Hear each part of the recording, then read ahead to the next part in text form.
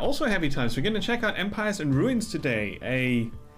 A mix of tower defense and 4X. I'm just going to say it's a strategy tower defense mix.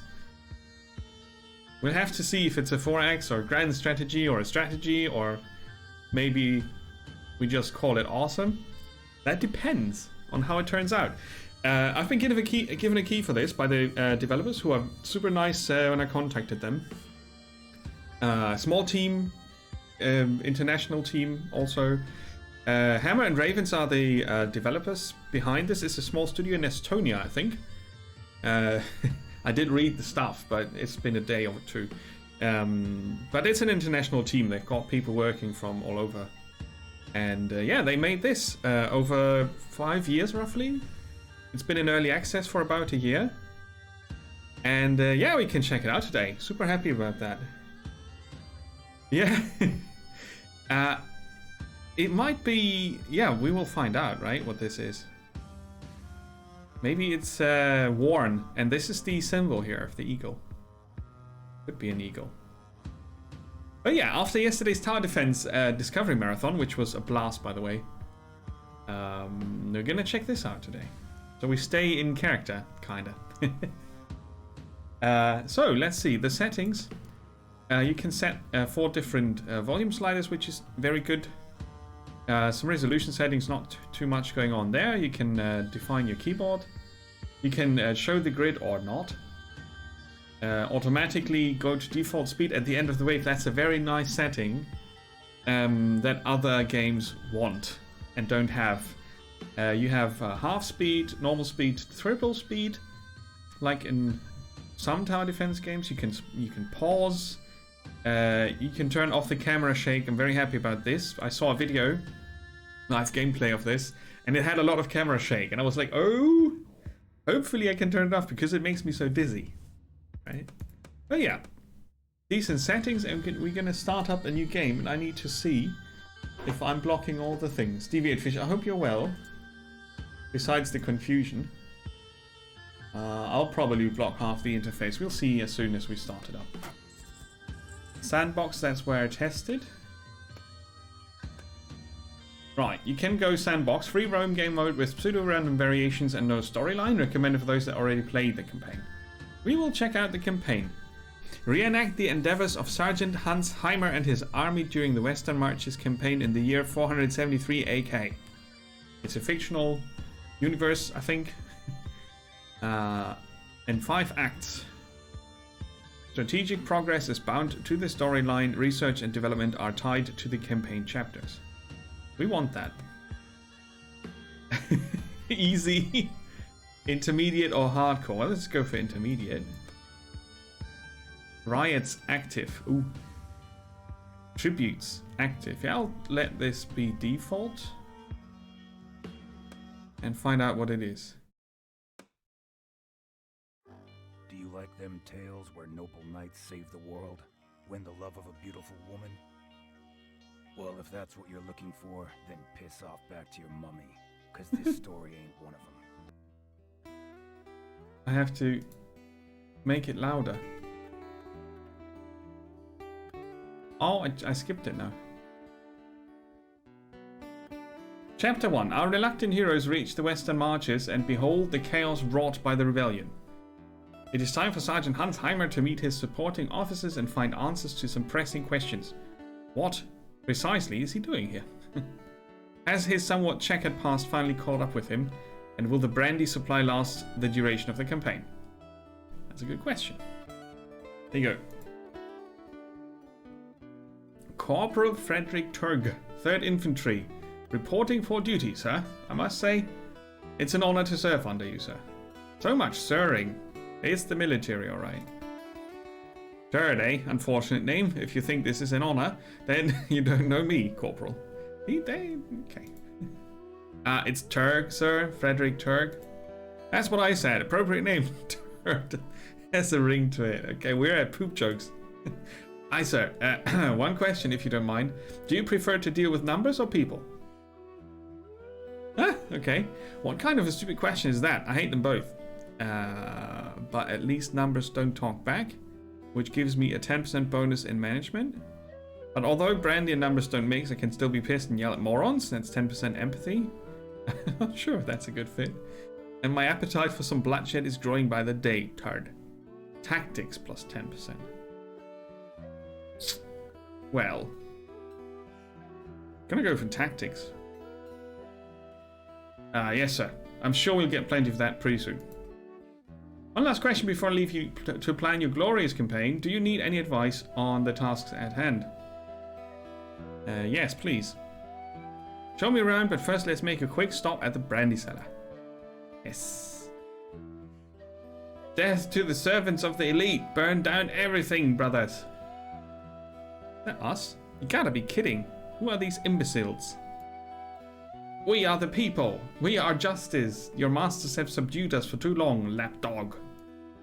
Holy scrope, give me a break. Can't a man have a minute with his brandy? We're starving and you talk about booze. This injustice is what we fight against. Calamir must burn. Finally, the western marches will be free. Raise the place. Great idea. That'll save it. Bloody moron. Turd, where in the care's name are you? Corporal. Corporal Turd. Yes, sir. Hostile rebel forces have been spotted. No shit. Tell me something I don't know. Damn it. Me brandy will have to wait. He's got an issue with the brandy. What surprises me most in humans is the complete lack of logical connection between the information provided to them and the actions they take. And that German? Add brandy to that and you get Sergeant Heimer. Chief Engineer Gottfried Megler. He looks rough. Empires and Ruin sticks to several conventions typical of most tower defense games, with some differences. Use these hints and tips in order to have a better idea of what to do to beat the first battle. Okay. Build at first only one scout tower to detect incoming enemies. Scouts can't attack. Build your first guard towers quite near the castle and expand further after a couple of waves. Upgrade your tower's damage, range and fire rate to make them deadlier. Remember that repairing towers takes time and the tower will not attack during repairs. That's important to know. You receive gold by killing enemies and skipping time between waves. Board game level rules. See, I prefer this over what Defense Grid 2 did. It had sort of an atmospheric introduction where part of the game rules were being explained as you went, but some of them too late and some of them not at all.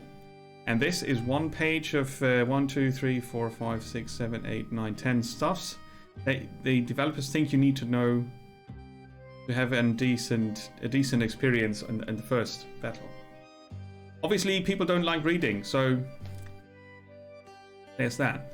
Remember that you receive gold by killing enemies, skipping the time between waves. That's like in most tower defense games.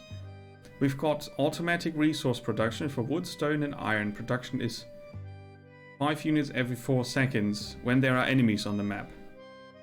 Not between waves. That would be easy to exploit otherwise. Lumberjacks, mines, and quarries increase our resource production. Lumberjacks for wood, mines for stone, quarries for iron. No, the other way around. Mines for iron, quarries for stone. And the right mouse click gives you the quick building menu. Okay. Oh, the bagpipes are not my thing. Okay, so now I have to find out where I can sit. I could be in the middle of it. Let Nemo be in the middle of it all. Commander Nemo. I'll probably block dialogue, but that's alright. So, we have here Dolph and Fons. And we have here buildings, towers, and a repair tool. Stone production in per second, and the producing building that's connected. Wood, stone, and iron. No buildings of that sort. Gold is probably taxes later on. We've got 7 waves to fight. This is the game speed handling here. And here's our castle health on the right, where Verney is a bit in the way. Where can the parrot sit? Next to me. Come here, you. Yes, that's the look they were going for. They actually, I'm gonna tell you exactly. It's a 90s inspired pre-rendered 3D pipeline. So they modeled everything on the map, textured and animated in 3D, and then rendered it into 2D. That's why it looks 90s, because that was the 90s thing. That's how they did it in the 90s. And this is basically a modernized 90s technology. So we can WASD across the map. I should have a t-shirt that says let's WASD across town. Places for mines. This seems to be a village.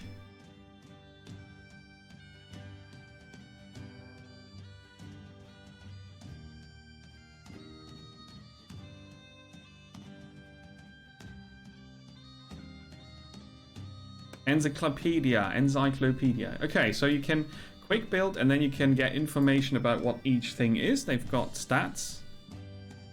Archer tower is vulnerable to fire. Upgrades to crossbow or composite bow. 35 wood, 15 stone, 25 iron. Oh, it's expensive. Has 2 upgrade levels. Can be rank 3. Costs 55 gold.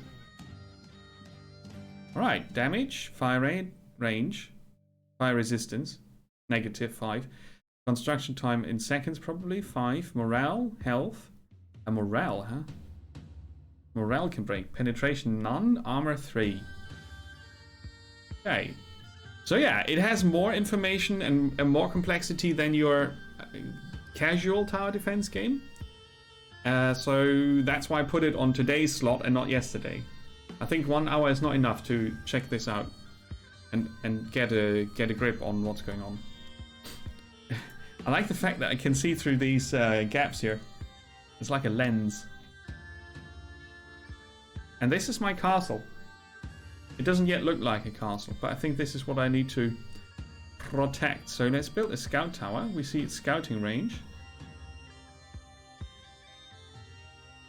And there's a green path. Is that... So I guess enemies will come in from this side of the map and down here, trying to reach this.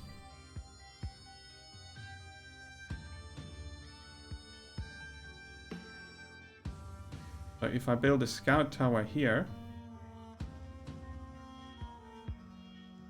Oh, it gives you a preview. Do you see that down here? Gives you a preview what you will pay and what you have. That's nice. It has a range, right? And I want to make the most of it. So if we see enemies coming in at this point across the river, is that early enough? I don't think so. I kind of want to know what's up here. And now the... Ah, okay. Who's that?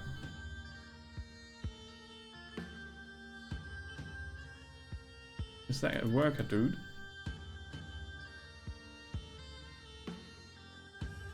Ah, okay. So I've got 2 workers who can do construction. Ah, I see. This is the classic menu. Well, we want to protect the bridge, right?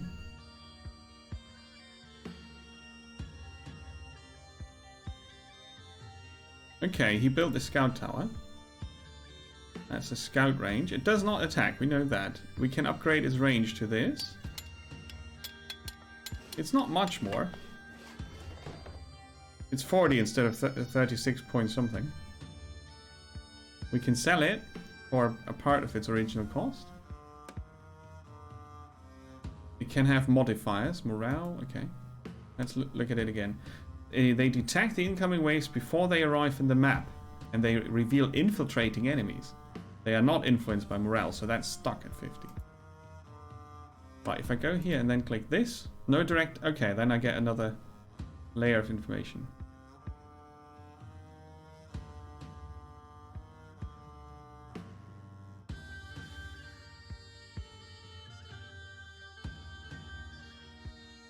All waves approaching the battlefield will be detected. Ah, okay. So it detects left and right incoming.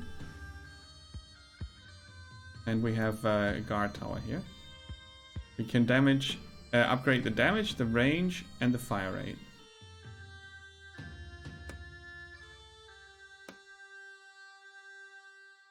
So we build another here. Oh, there's someone hanging. Ooh. And there's a dead donkey here. So that's a war-torn country. This is happening in. Okay. So I can prepare at my leisure, which is cool. He's walking back, so I can start. And now I see the incoming wave over there. What's this? Ah, okay. Let's go for half speed. This is a monster cave. Wild dogs approach. Ah, good I built this one. Well, they would have not arrived at the spot at the same time, so one tower would have been cool as well. Rabid hounds. Perhaps these mangy hounds once had owners, but I dread to think what happened to them. The deranged bloodshot eyes and foaming mouth should give you a clue. If you like your hands, you won't try feeding the pooches. The bite will cause continuous damage. Oh, okay.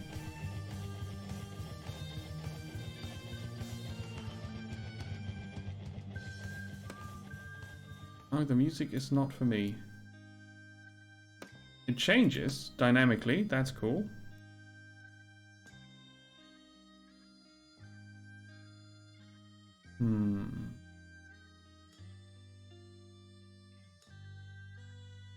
Right, let's see. We've got 50 gold, 36 wood. Can we build the...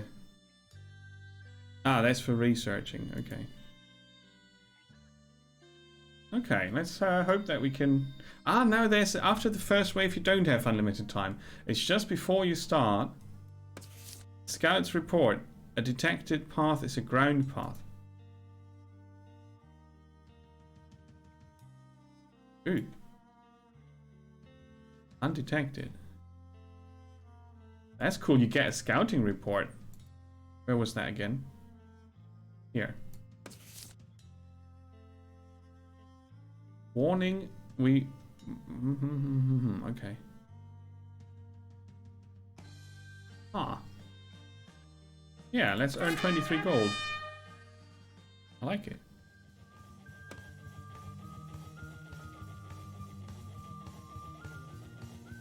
We could build a third tower, and those are the bandits, right? Yeah. Haha. Get some. Oh, will he get the second one? No. So I can pause and build a home defense. Should be ready before he reaches us. No, too late. Okay, that took us, took down 6 health. Okay, yeah, so we've got a home defense now. Good. There's another wave coming. I don't need to do repairs. A bear handler. Every bear around the bear handler receives a damage. Oh yeah, that's a bit like in Warstone Tower Defense, where you had the piggies who were making the others go faster. Cool. Let's go.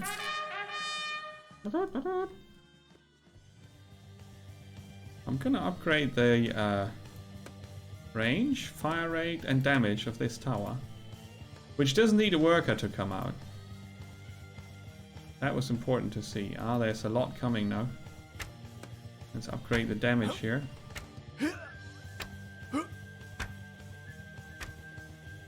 Oh, Mr. Bear Handler will be close. Oh no, they'll get in. Oh, okay. I see. So, I don't really understand yet how the scouting report helps me. Ah, there's a path here. Okay, I didn't see that earlier. So it shows the path. And then if you click on it, you see that. And then to find out about this, I would need to build another scouting tower, I think.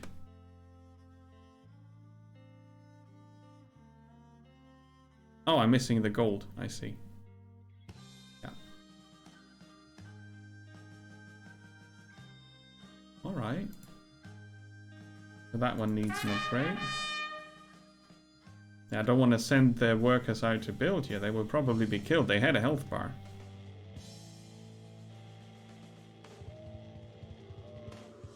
Let's give him more damage. Dun, dun, dun, dun. So the bear handler was hard in wave 3.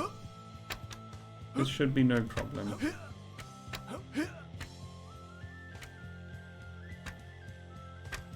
Ah, the tower leveled up. This hasn't leveled up yet. They've got an XP bar. I see. So now we've got enough to build the scouting tower. And see if we can find out about the map exit. So he's got a minute to go there, build it, and then go home. Hopefully we will see him survive that. Oh, we have five gold short for the guard tower here. So I might do more upgrades.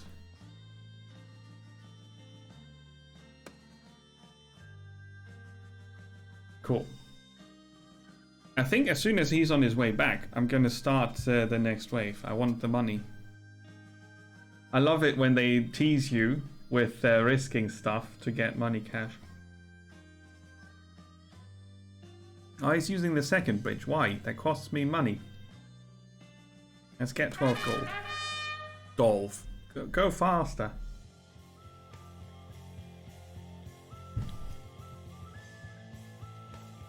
A sapper. They can dig tunnels. What? They can sneak past my defenses. That's rude. They can blow up rocks or chop trees to open new paths. Ah, that's smart. Why do we have smart enemies? That's rude. There's a sapper. So might he be able to chop down this and make a bridge? Oh, that would be insane. Oh. I'm repairing it. Ah, okay. For repairing a worker is being sent out. Yes, true. And the sapper explodes on death, dealing a bit of damage.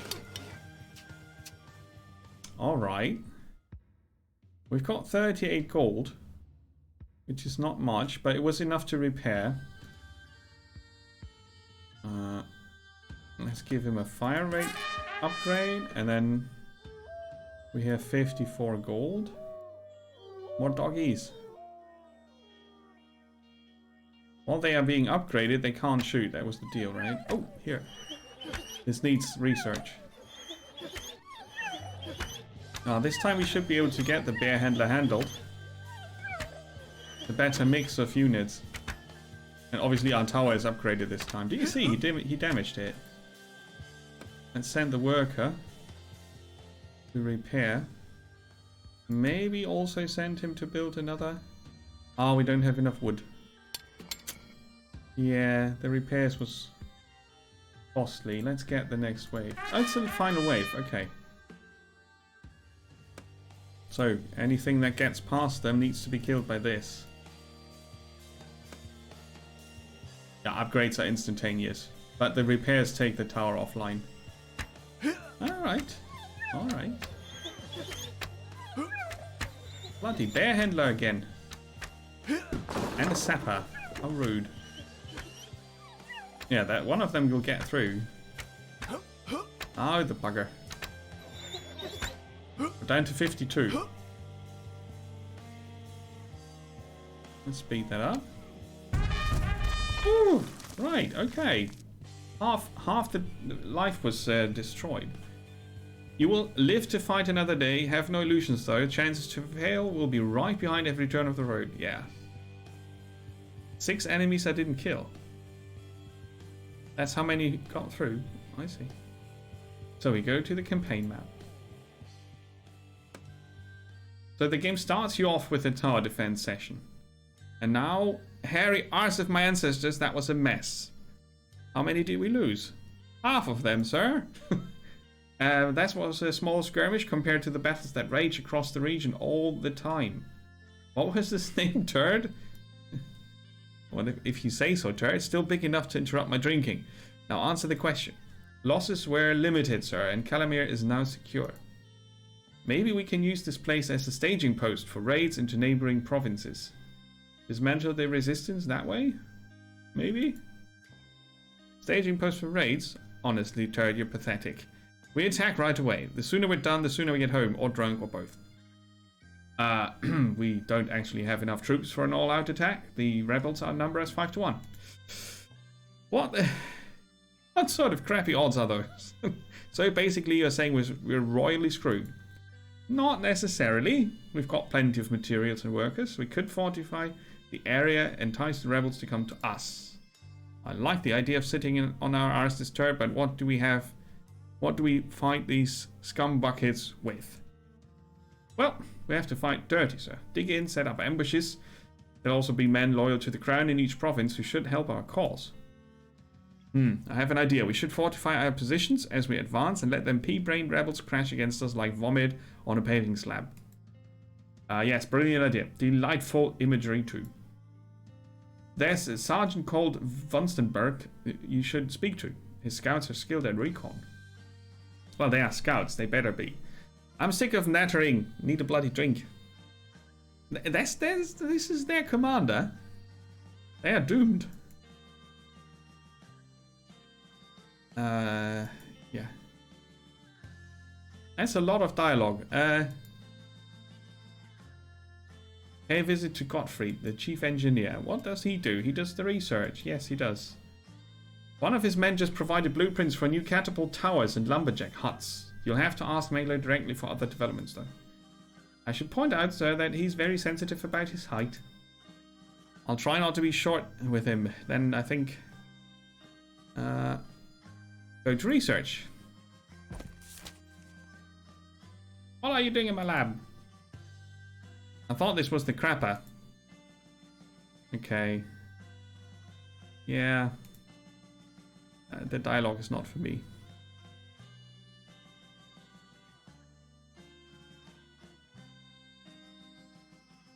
Okay. But I'll take it as a tutorial for the sandbox mode. Ooh, that's a lot. So we've got 5 chapters with a crap ton of research. Damage, health. Oh, okay. They are to... Yeah, I see. So we had Scouts Towers unlocked and the regular Guards Tower. This seems to be unlocked as well. Yeah, okay. Composite bow, that's an upgrade of the Guards Tower, exactly. Tower building costs can only be reduced later. But it's story locked, that's what they said in the description early on, so we knew about that. Tower damage, tower range, tower fire rate, that pertains to everything that's a tower that can shoot. Ah. Okay. Plus 3%. Plus 1 armor.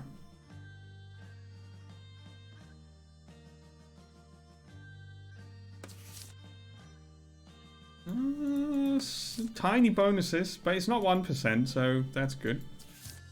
That triggers me. 1% bonuses. What's this? Builders respawn time. Building and repairing speed. Soldiers and builders armor. Oh, so we have soldiers as well. So they... Ah, okay. Their health. Well, speed is good. Research that. Currently researching. We've got 1 research point per turn and we need 5 to do this. Says here 6.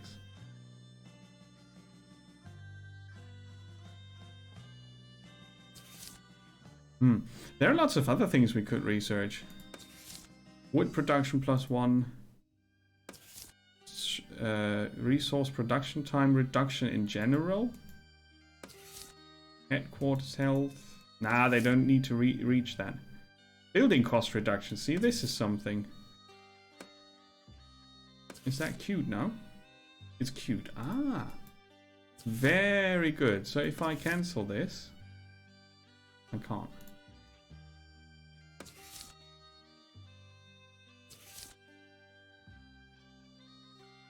Permanent decision. What was that? I clicked on this. Click on the province to open its control panel. Ooh. From here you can manage the reconstruction and try to stabilize the social situation. Rebellion is your main concern. The higher it gets, the more dramatic events will affect the province. If it gets too high, you'll end up with hanged governors and riots. Oh god. Authority and happiness.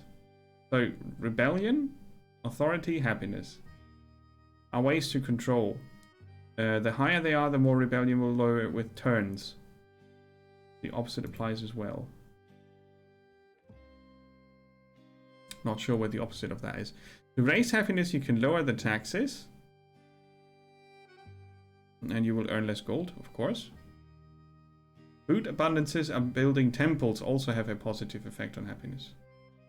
Okay. I hope food has another use. The military manager distributes your men for either the army or the guard. If you put them to the army, they raise your attack defense for battles. If you put them to the guard, you raise authority to turn off the rebellion. Okay. We want to lower the rebellion. Authority -2. No, authority plus. Oh yeah, okay. You can't change it for the next 6 turns, that's alright. You can also assign one of your officers as a governor for this province of Kalamir, which is very... feels a bit like The Witcher. I recommend picking a loyal one with good social skills when the time comes. A governor can't follow you in battle as part of the battle board. What's the battle board? For now we have more pressing matters.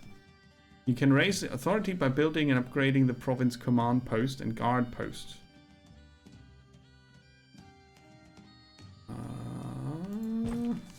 Lot of information, lots of overlapping things that I can't really judge right now. It's good that I only had to make one decision so far. You can give building orders if your headquarters are in the province. Please start by building a guard post to enforce our authority. Which gives us 10% authority and 5% what I think is probably barricades or something. Fortification. Costs us 120 gold out of 200. Ooh. It's super expensive. Later on, if the population grows enough, we can upgrade the settlement and build more and better assets. Yes? When there are assets in production, all the resources of the provinces will be funneled here. If you need resources for military actions, you will have to temporarily pause the building queue or empty it manually. Okay. The daily resource production of the province will be added to your treasury at the end of each day. Turn. The current value is 0 because they are being used for the guard post. Like they said, everything will be funneled to the production. So they don't pop up here, they go directly into the production, which means our daily production is added to the building directly. So I could have added it in my head to this number to calculate the outcome.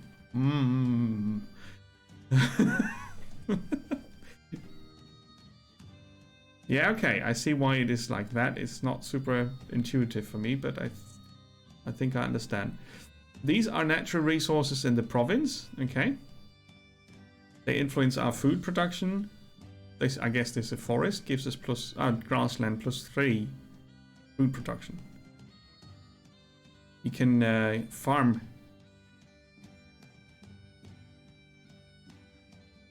And the limit of construction of some what? And limit the construction of some productive assets. Okay. Yeah. So if you don't have fish, you can't build a fisherman. Makes sense. This button moves your headquarters to this province. Yeah, since we started here, this is where we are. There was something like a minute ago that referred to this. It allows you to give direct building orders, provides some bonuses to authority, and also temporarily decreases rebellion. Moving around the headquarters, okay. Once we have expanded our controlled area, use this to request reinforcements from another province. Ah, okay. 50% of the sender's attack and defense will be provided to the receiving province. I see. Yeah, that's not clear because it's too much at once, but fair enough. It's a big step up from tower defense, right? I think people who want just tower defense will have a bit of trouble. But the game states it clearly that it's not just tower defense. It's time to start figuring out what the rebels are doing in the neighboring provinces. Select Velbert, that's our neighbor, to the west. Send scouts. Now go to your home province. It says 50% scouting skills or what? Now choose Calamir as a source for your scouts. Ah, okay. I want to scout this and from here. If I have multiple, I can specialize. Ah, I see. Yeah. The resource cost, necessary time, and success chance of the action are shown on the lower bar pop-up. Success chance 47% if Calamir is the source. It takes 1 turn, costs 20 gold, and that's shown again down here. And I'm just blocking the main navigation. That's alright, isn't it? Scout it. Now you get another report. Takes 1 turn, 47% chance of success. In case of failure, there might be some losses that would temporarily damage your province espionage values. Ooh. Now wait for 1 turn to receive the reports from the scouts if they're successful. Okay. So that was 1 empire turn, in which we created 1 research and an amount of resources that I wasn't aware of. This is the scouting report with all the details about the hostile province. Brilliant success. Everything there is to know about Velbert is on the report on your table. That's not going to happen again, the 100% success. Not easy to achieve, I think. So, this is a province with a governor. Controlled by the rebels. Those are its stats. That's the loot. That's its production. It has grasslands as Calamir, but it also has forests and ore deposits. So we need it.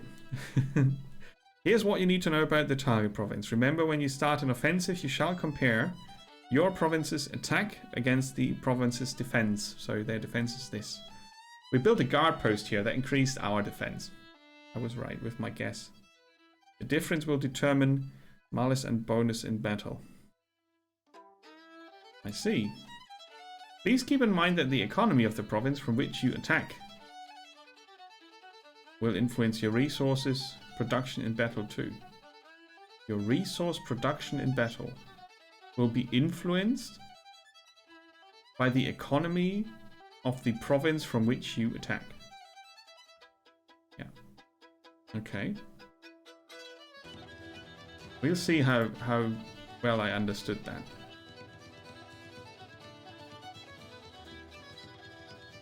So, Velbert. I'm very sorry, game, but I can't take it. That is too much music and too much information at the same time.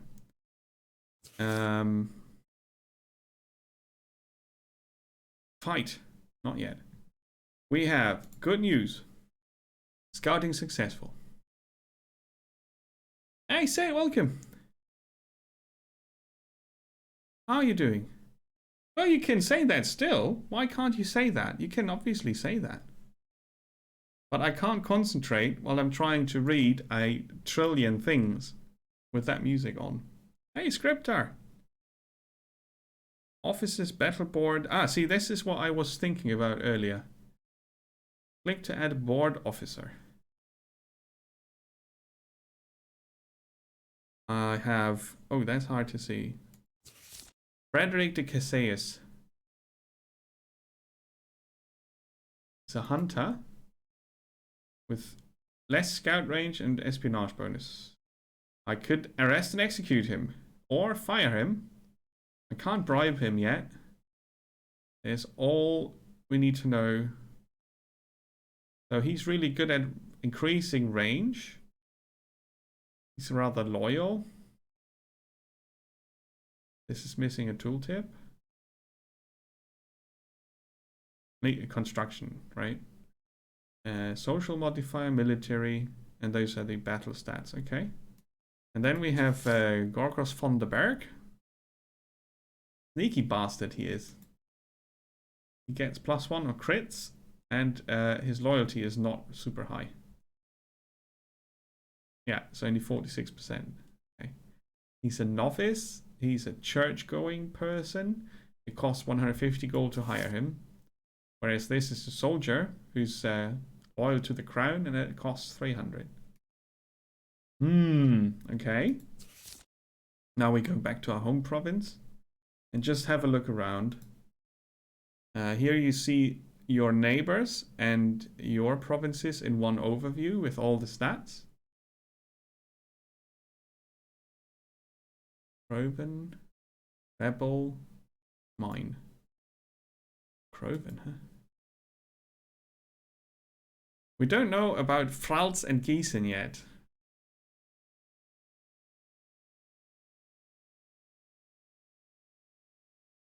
Yeah, okay. So we produce nothing. That's why we kill our neighbors to take their stuff. I want to check the research again. Now, 1 per turn.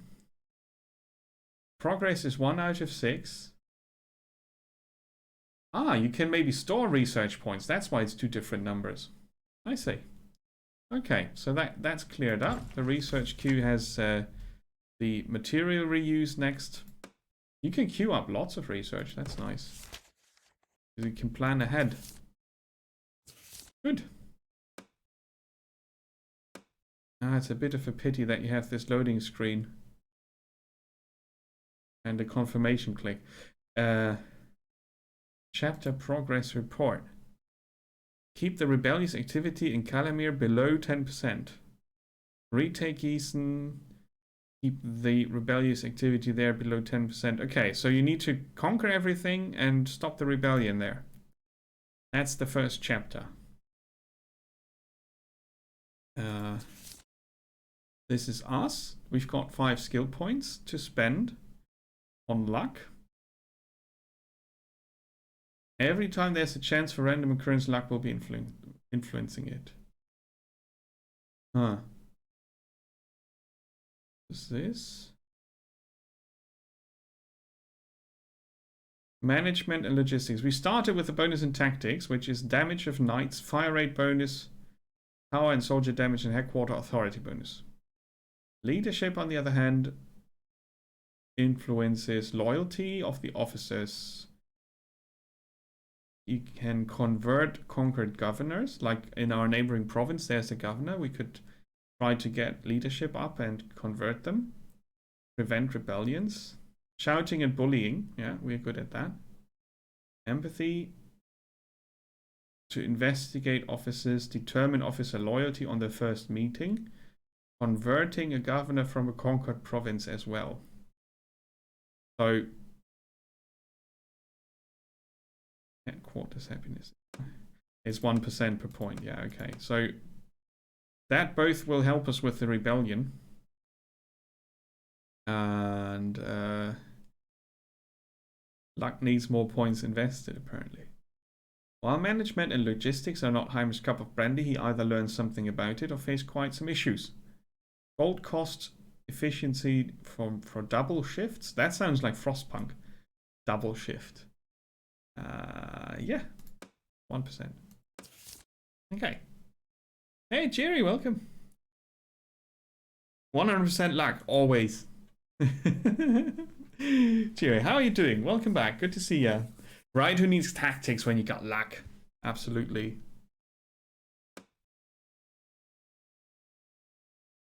The relations of your main character with the population, the Krovan, the church, the army, and the crown. Those are the factions in your empire.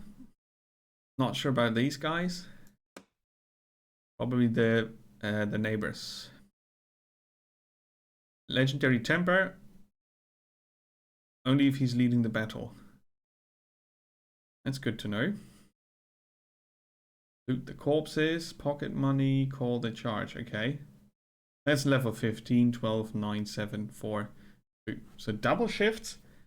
Double the resource production of each lumberjack quarry and iron mine for the duration of the effect, which is 61 seconds.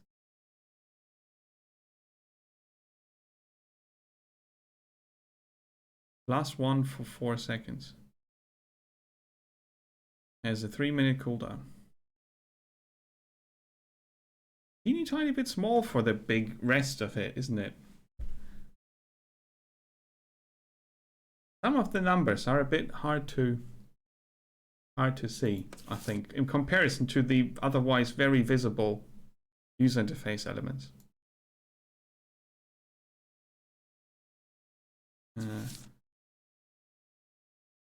Who are you? The infamous Hansheimer. I can't honestly say I'm looking forward to serving under you. At least he's honest. And he says so. If you're here to serve, I expect to serve when you address me. Is that clear?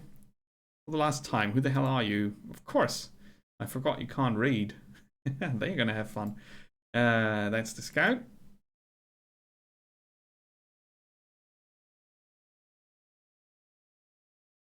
Yeah, I would play this with these sandbox. I don't care for the dialogue. Not my cup of tea. Rebels ready to strike in Kalamir. The secret police sent notice of imminent hostile actions in Kalamir. If we act quickly, we might still be in time to prevent further damage to the province. Okay.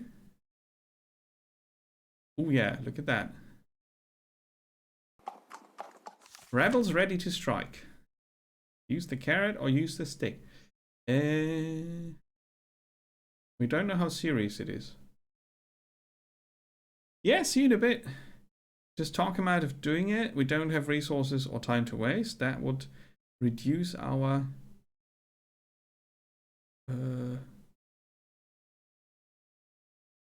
relations with... That is not the crown, is it? The population.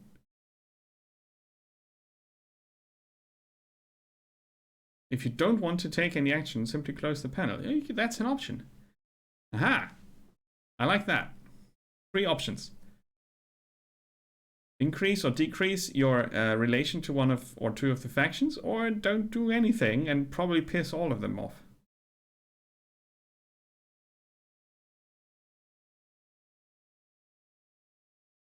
Okay, so the secret police found out that they're rebels and they want to strike at the establishment, probably. And we can now hang them.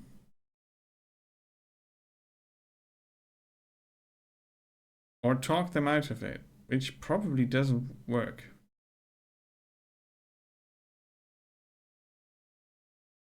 But I don't know what they are planning. If they just want to, you know, just put up a poster and say, we hate the king. Don't need to hang people for that. So we don't take any action.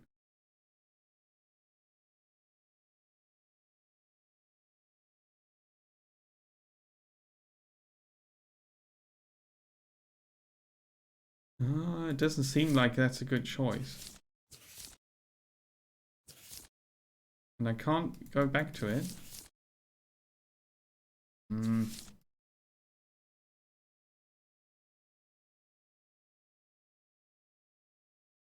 Let's see if we can go back to it. No. No. That's only one chance you have. I kind of think that it would be good to be able to go back and change your decision. But yeah. Anyway.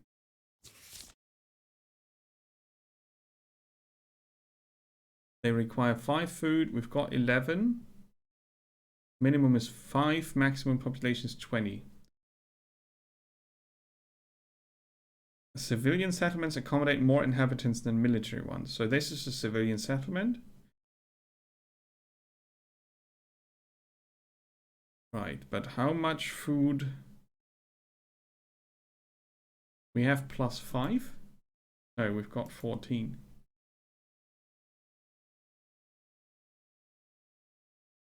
$16.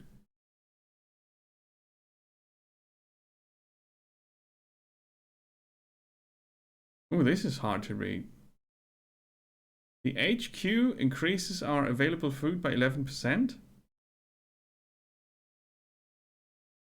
Food represents the amount of supplies available in the province per turn. The number between the brackets shows the minimum required food, yes. 1 food per 2 population. We've got a base production of 5.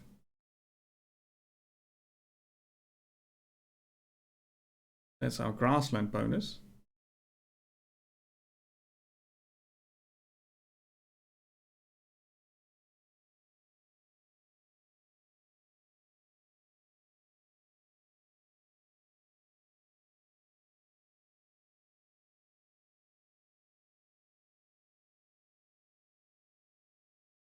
So is it saying that we have a total of 13 from here, which is our base value, which is then modified by skills and such, and then that's our total and our necessary 5. Okay.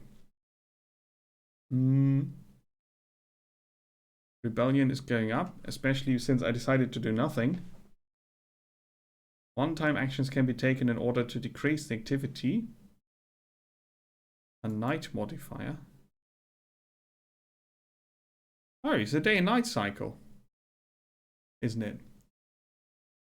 One-time actions can be okay. Failure to do so often leads to further increases.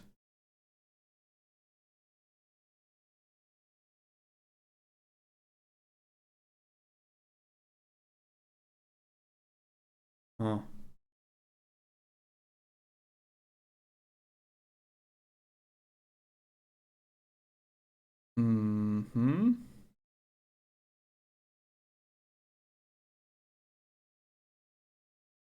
This is the cooldown until you can decide what to do again.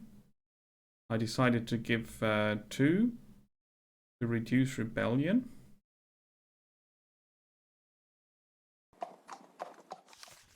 Ah, this is it.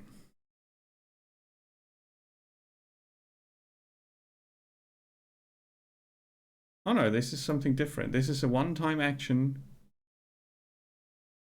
that was described earlier. Instead of the reaction directly to the event.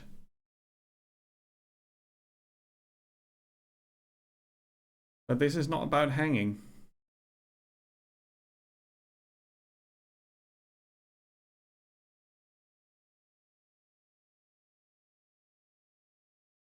This locks us in for 4 days. If we don't succeed, how is this chance-based? It reduces happiness, increases authority, and what's that, army? I need to see the factions again. Where could I see that?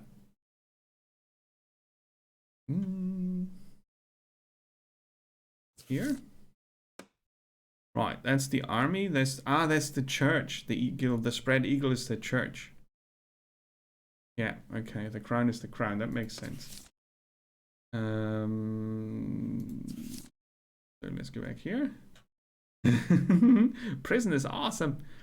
This is our camp. Okay.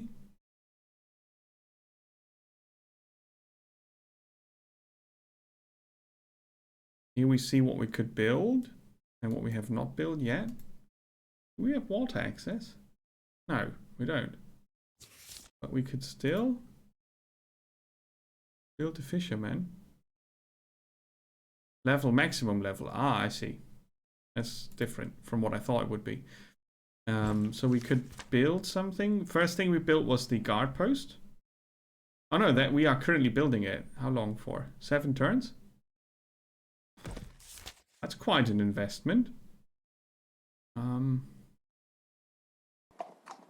But yeah, let's put them in prison. Tell them that we can't be trifled with. Our attempt failed. So I've got a 12% chance that it succeeds, or now we have got to wait 4 days, which is 8 turns. So 1 turn.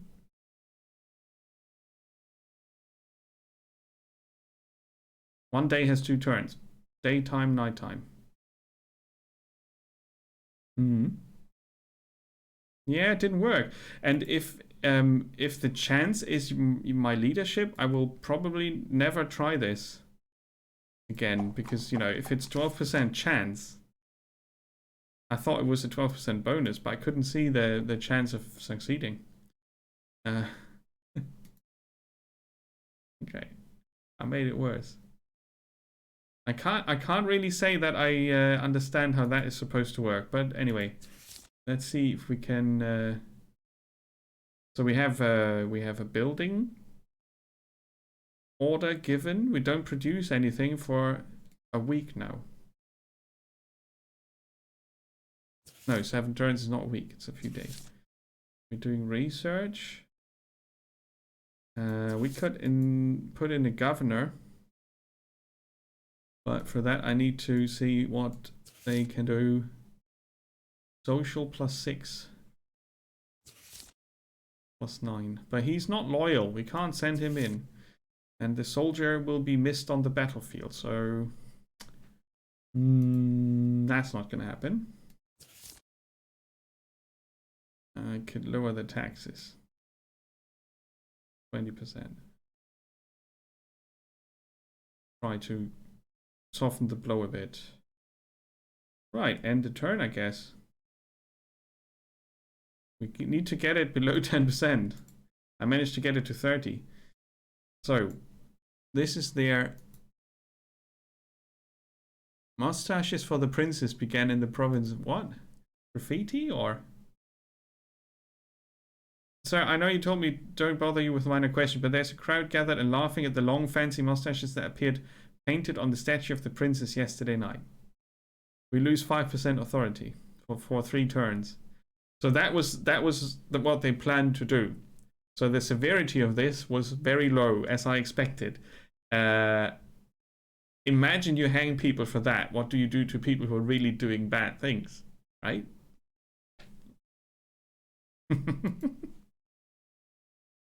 It's gonna bite me in the nuts anyway. Okay.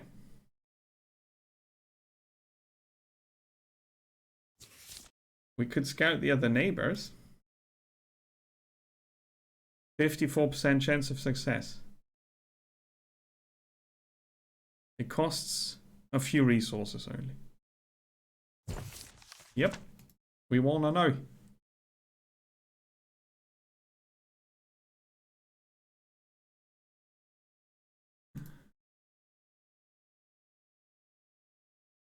Okay. Scouting successful. Now we know about our neighbors. Brilliant success. Ooh, okay. Our scouts are not bad. Okay, that's a military town, apparently. Or is it?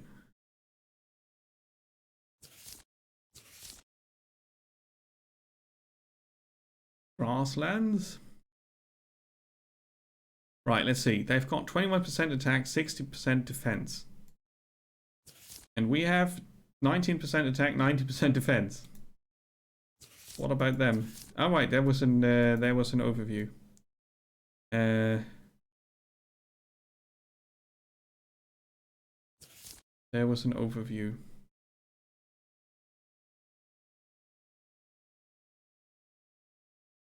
Where was that? That's our experience. Espionage.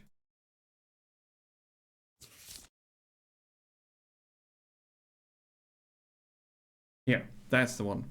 So now we can see their attack and defense. So we don't really have a chance. They've got not much defense in Velbert. Right, 19 versus 7. So we could probably overrun them and try to convince their governor to be Darthwend. But I'm going to wait until the rebellious mustachios have been taken care of.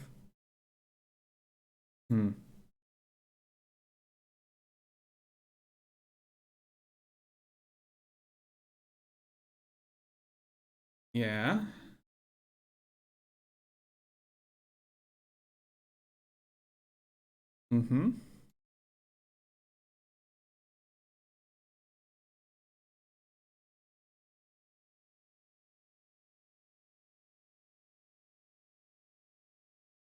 Okay, yeah, that was just basically repeating the importance of quelling the rebellion. So, it's going down, happiness is going up, authority is still a bit of an issue because of the mustachio graffitis. Oh, nice, you see, when you click on authority, you see the summary of what happened.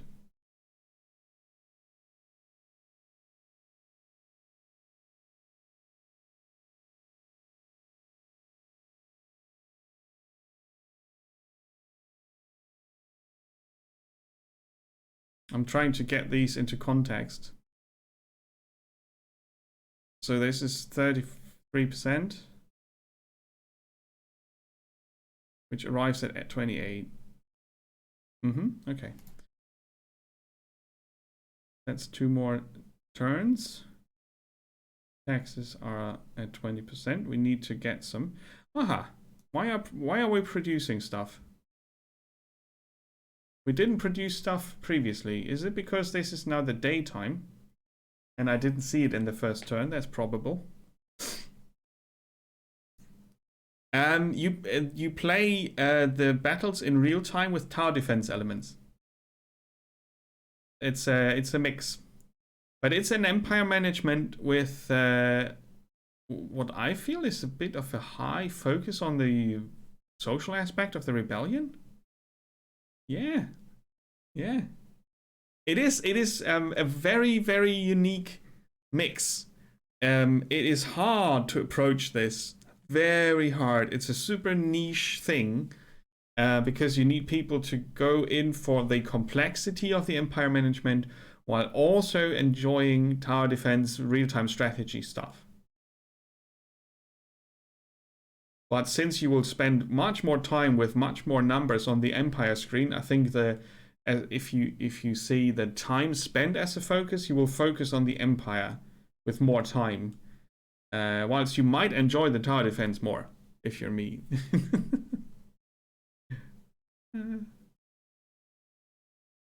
Right. The user interface is a tad clunky because it has so many levels and so many overlapping elements. And you start the game with the tower defense session, where you learn a lot about what you need for the fighting. If you're me, you have forgotten about all of that now because you had to take in all the information you get for the empire management. And the empire is just a small town of half a rebellion, so there's that. It might be that your decision making gets faster when you know the game better and you spend less time in the empire screen, and it's more like a strategy map where you decide where your next battle takes place and then you tick the few boxes where you think your resources are placed best, and then you just go back to fighting. But we haven't got news yet. The research looks like this. You have towers, soldiers and workers, and resources and buildings as categories. Each category, as you can see, has a lot of aspects to it. And if you play in the story mode, the technology is locked behind the chapters of the story. You have the ability to play Sandbox, which says, here's your empire, go. And you would have access to all the technology, not from the beginning, but you could do research wherever you want. So you could say we build the walls and then we're good. So you could do this very early on, which might probably make you lose the game a lot, but depending on what kind of a player you are, you might learn faster in a sandbox than with a gated story. That depends very much on what you do and what you enjoy. But yeah, as you can see, there's a lot of there are a lot of towers: scout tower, catapult, ballista, cannon, bombard. There's your nuke. There's an outpost tower, and then you have different developments here for the guard tower. And you can increase your soldiers and workers potential and the building aspect and resource aspect, like more wood production and so on. We are currently researching augers, gimlet, and braces, which is this here, and increases building and repairing speed. I felt like that was a good thing because we're gonna build a lot and repair a lot, sadly also.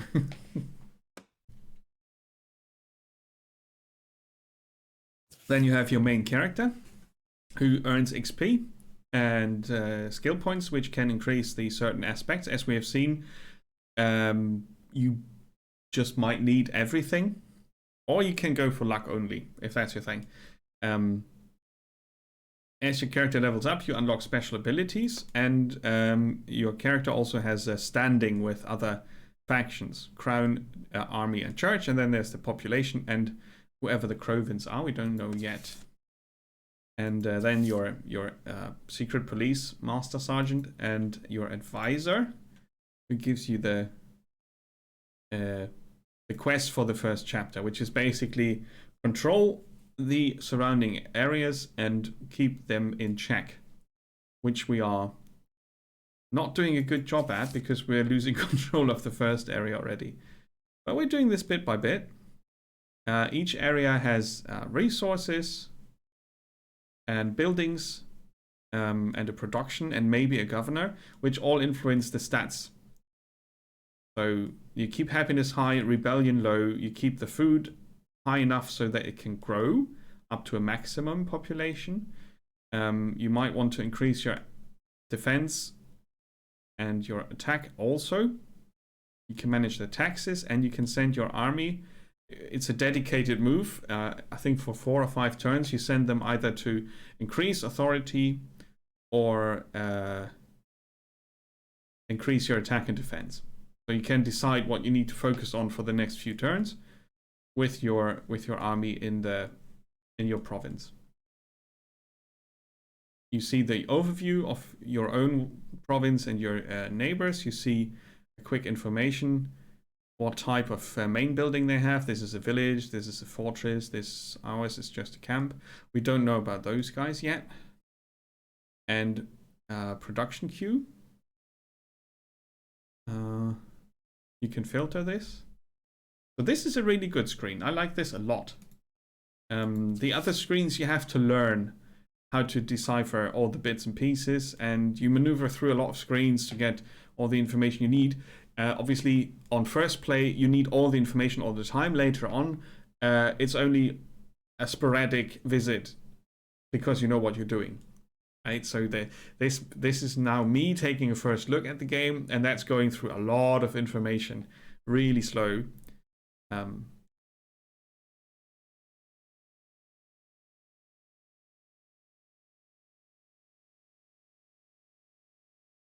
Upgrade to camp. I thought we were already a camp.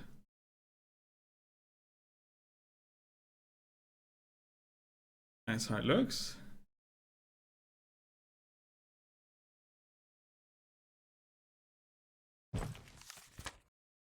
Right. You can queue up to 5 buildings. So if you know what you're doing, you just queue up 5 buildings, 5 research things, and then you do other things. I need to check it out now. You could buy it off and finish it instantly if you have the resources for that. I guess infrastructure, cool. But yeah, we can build this because we have grassland, and that will give us more food. It's nice too. A scout post, though, might be a good investment, or some fortifications, huh? Fortifications? Barracks first. Barracks, scouts, fortification. Okay, we might change that later. We can change that later. We don't have a governor yet. I don't really... We have 169 gold. We can, in theory, appoint a governor now. This one.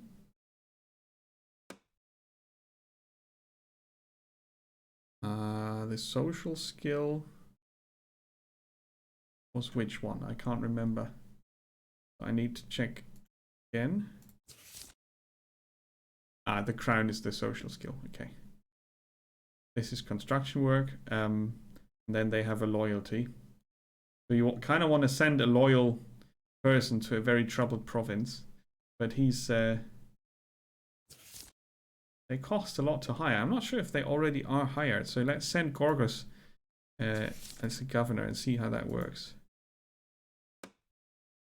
Okay. He was already hired. We didn't have to pay his hiring cost.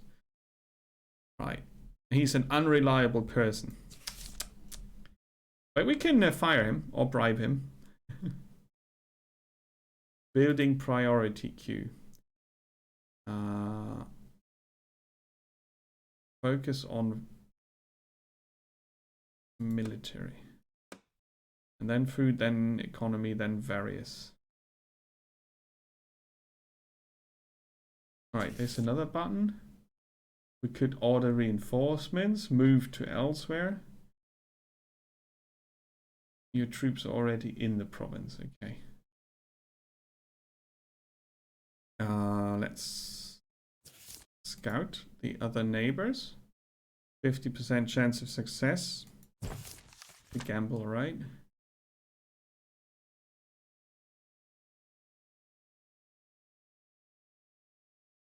You should know our approach is liable to incite rioting. A timer added.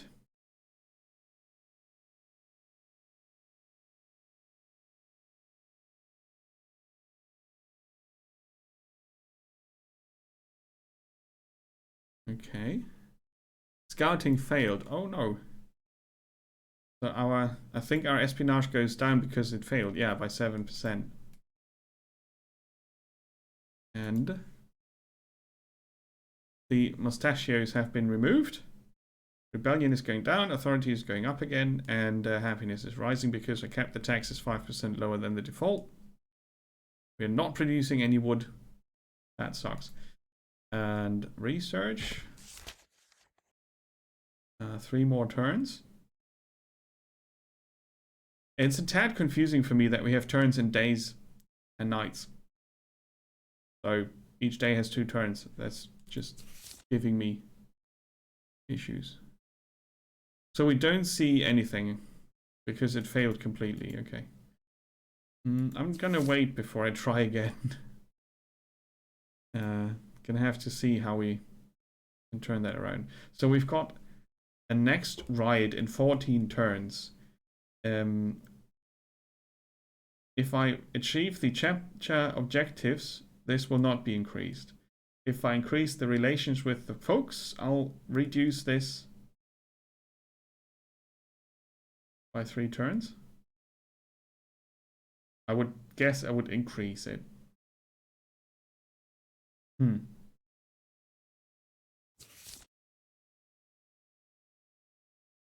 Send a list of building priorities orders to the governor. What? Yeah, okay, I see. That's that. 3 turns until the guard post is finished. Right. There's the turn, and now we could send the distributed for authority. Oh, it's below 10. Wasn't that the goal? So we could increase our attack and defense if we move the slider here. So you can see a preview. You lose authority if you send them all to attack and defense, but increases your values quite a bit.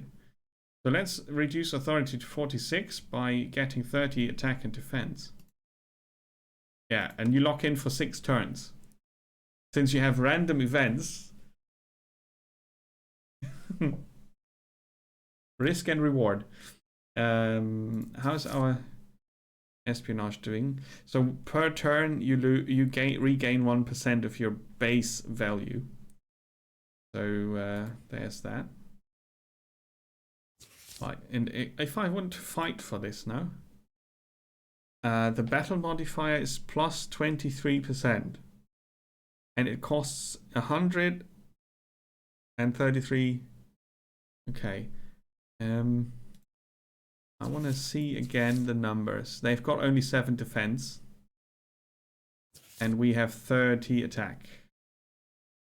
So our attack minus their defense is the battle modifier, right? 30 minus 7, 23. So we have a bonus of 23% in this attack.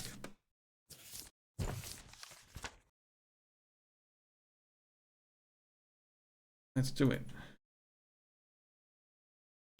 A man asked to join our ranks.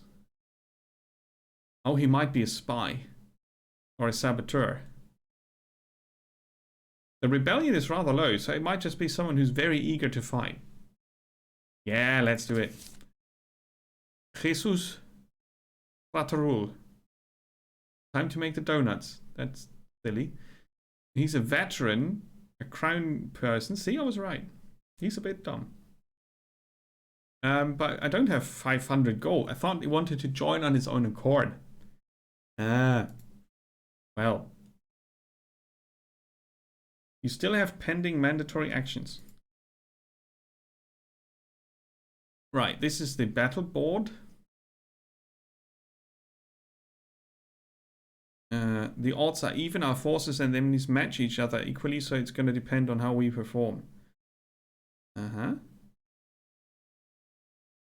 Auto-resolve, fight, flee.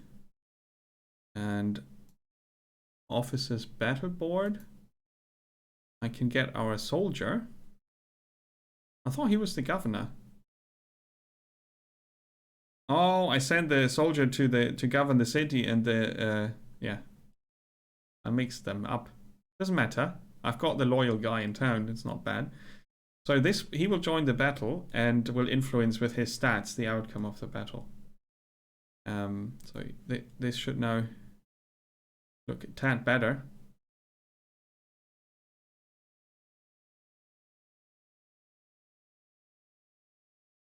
No auto-resolve. We want to fight. We want to see how this works. Imagine you want to try to see how this game works in an hour. That's never going to work. Right, this is our battle map. And we will attack them. Or will we fight it out with... Okay. It's a bit... you know, we fight them by letting them run into our towers. But I guess that's how... game logic will be applied. So 1, 2, 3 obvious routes. I still don't know if the scout tower needs to be anywhere near the exits or not. I couldn't make heads or tails of that.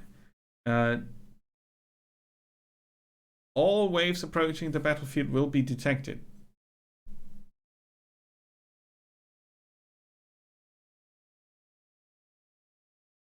But it has a range.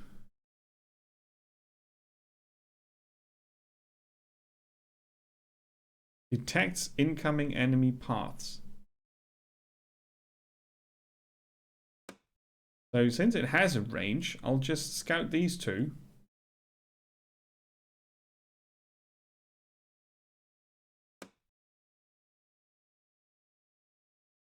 Catapult tower. Ignores cover bonuses, can't shoot flying enemies, vulnerable to fire area of effect damage. Cool. I want that to shoot the crossroads. We will have a lot of attacks from there.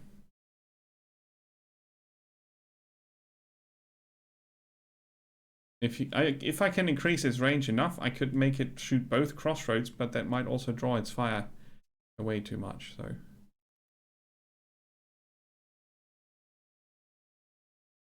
let's build it here. So our 2 workers are now on the way. One is on the way back. And before you start the battle, you have as much time as you like to place your towers. But as soon as you start the first wave, between the waves, that's 1 minute where you can send your workers to go places. So if you plan for far away towers, you better build them quick. We can afford another 2 guard towers.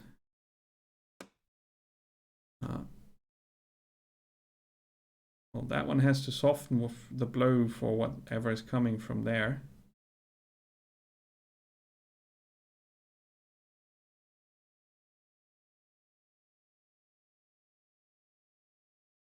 And I think... Oh, I thought I could build 2.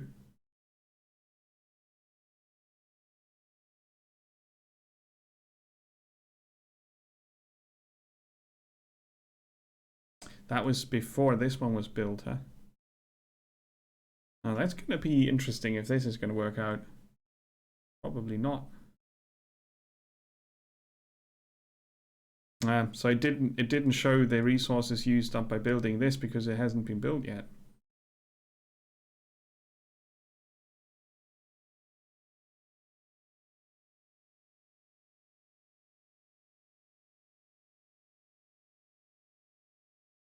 Or I just saw the numbers and calculated wrong.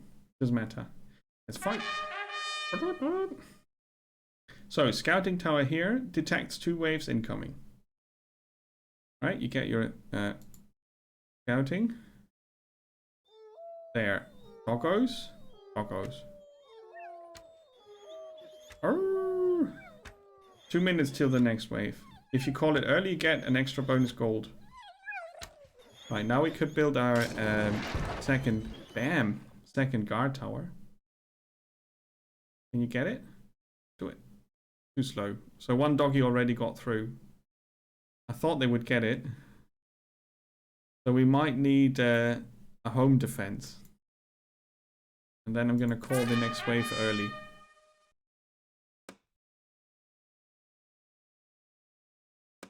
And I could risk the worker. Hopefully they don't kill him. I'm sending him while the combat is going on. Poor guy. You can increase their health and armor and so on. Are those sappers? No, those are bandits.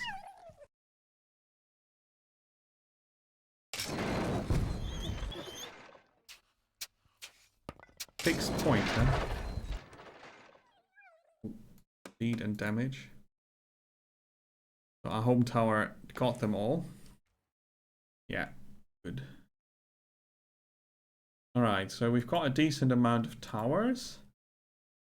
I still think that 1 scouting tower is not enough because it scouts only the lanes in its range. I wonder if I would have seen both if I build it here, because it would, you know, it would see from what's coming from here and from there. Probably. That's a bit. I don't know. The game didn't tell me that. Let's make this one better. This gets damage. This fire rate. So the province you're attacking from influences how many resources you produce each turn in the combat, right? So I'm attacking from Kalimir, and Kalimir's resource production is influencing how the combat goes resource-wise. That I think is a very cool mechanic. So you build up your favorite province, and you're trying to make it efficient to keep control of it, and at the same time produce enough resources to win fights where you maybe don't always have the upper hand.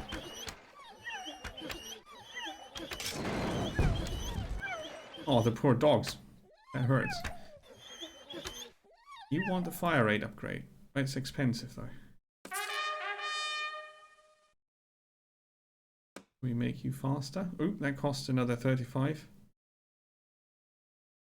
Deal.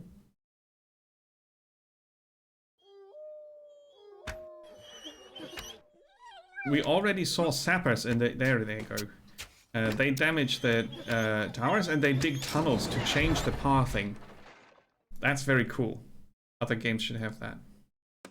So we want to repair that. We send a worker to the tower, which is going to take a bit.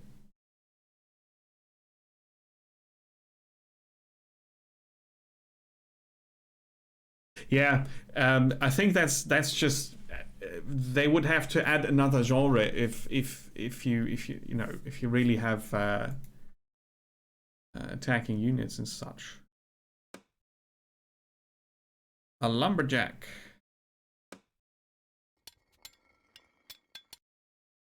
So we get more wood. So it has base building.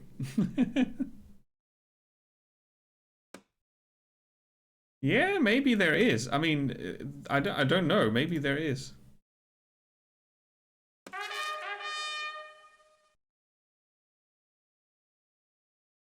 Yeah, exactly. It could be more realistic, but it might just not be what they wanted to make this game all about. So now we've got a lumberjack, huh? That's good.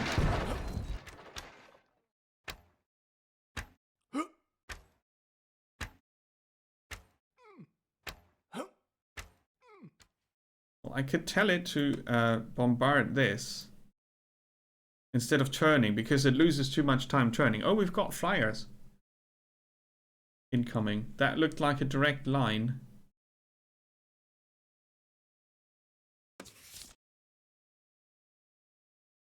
Something. Okay, so they want to dig a tunnel this way. Bypass this rock, maybe? Most curious. Okay. We're not running out of wood. It would be nice to get more. Build a second lumberjack.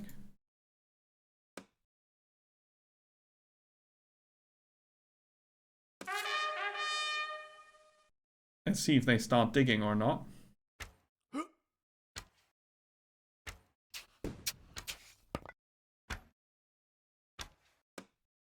Gonna increase the fire rate of that. And the damage. It needs to take off more of the two waves down here. Right. Yeah, the fixed targeting is cool. And when in doubt, you can unleash it in time.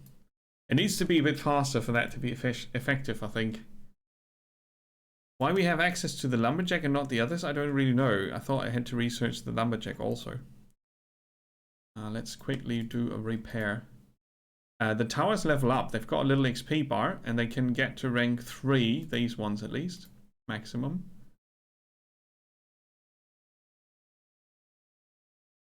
Increase attack range only. I'm considering another tower here, but I don't think we will need that. It's hard to judge. So you have a bit of base building, but mainly it's still tower defense. Right, call the waves. Hopefully he gets out of the way before they come in here. The doggies. Oh, they bit him. They killed him. Oh no. And there's a bear handler. They're dangerous. He's currently dead. Now he's not dead anymore. Yeah, they've got a respawn time. Okay, we got the bear handler. He's the one who got through last time. Alright. We got a bit of damage. I want to repair that. Not that one. He gets more damage though. Yeah, we're running out of iron real quick. And we need 33 to build another tower. So no chance for that.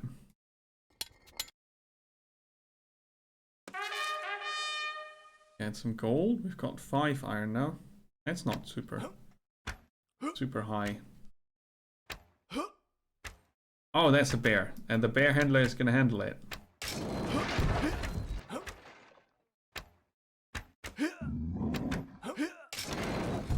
Nice. fix the targeting again. Okay, that was maybe bad. Yeah, there are some getting through. 1, 2, 3 got through. Because I turned it to fixed targeting, I think it would have taken out the bandits anyway. These are hard to handle, these catapult things.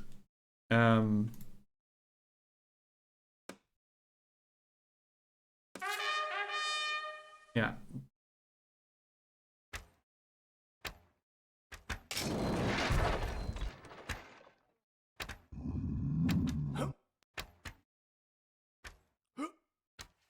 Yeah, I should leave it in its position unless I really think it can turn around in time to take care of a group or something. Gonna send a worker mid-combat, which should work. We've got 2 more waves. Oh, they ignored him. Good.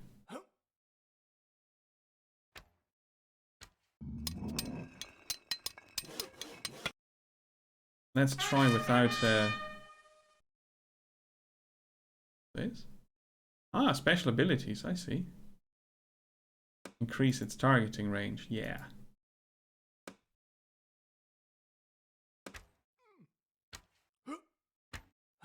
Not super necessary for this one, but it's gonna hit the last ones in the wave again. There's a low chance for that at least.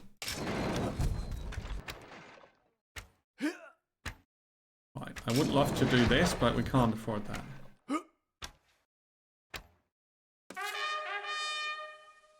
There will be trouble here. Look at that. 1 got through. I think we're still okay. Damn, they are expensive. Can't really judge how much is coming now. But I'm gonna I don't want anyone else to come through. And I don't think you benefit from saving up resources during the tower defense for the Empire. I don't think. Can't be sure. It's good I did it. Otherwise, others would have come through. Oh, they destroyed this. And he's digging a tunnel. That is so awesome. Oh, imagine in other games, right? So now they have a shortcut from here to there. So they bypass most of this. It's a good thing that we got the other sappers while they were digging the tunnel. So sappers are among the tower defense games I played yesterday and today. The building of the tunnel past your pathing, that is very funny to see, and it's a cool idea for a tower defense. I love that. I really, really like that. Okay, we conquered.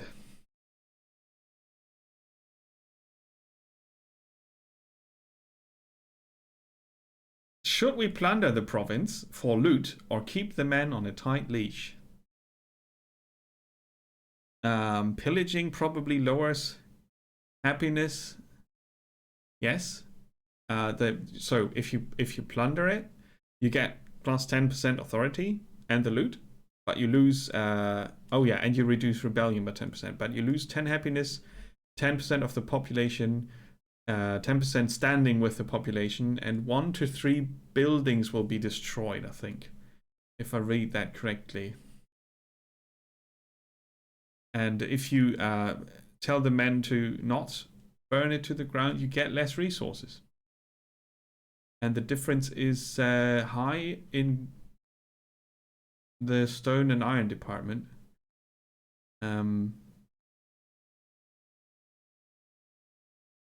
I think it's worth considering this not for the loot of the resources, but actually for the rebellion quelling. But let's not start plundering yet.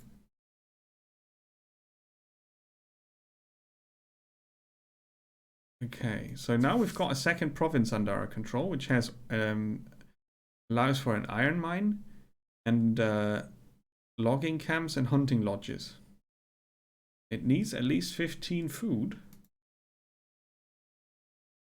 No, that's our total.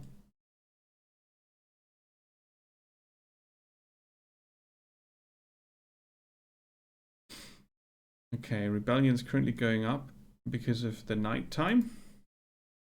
We can't have men distributed because there are none there. We could send our second soldier as a governor or keep the taxes low. We still get 85 gold per turn. And oh wait, we can only give direct building orders in the province where you currently stationed your headquarters.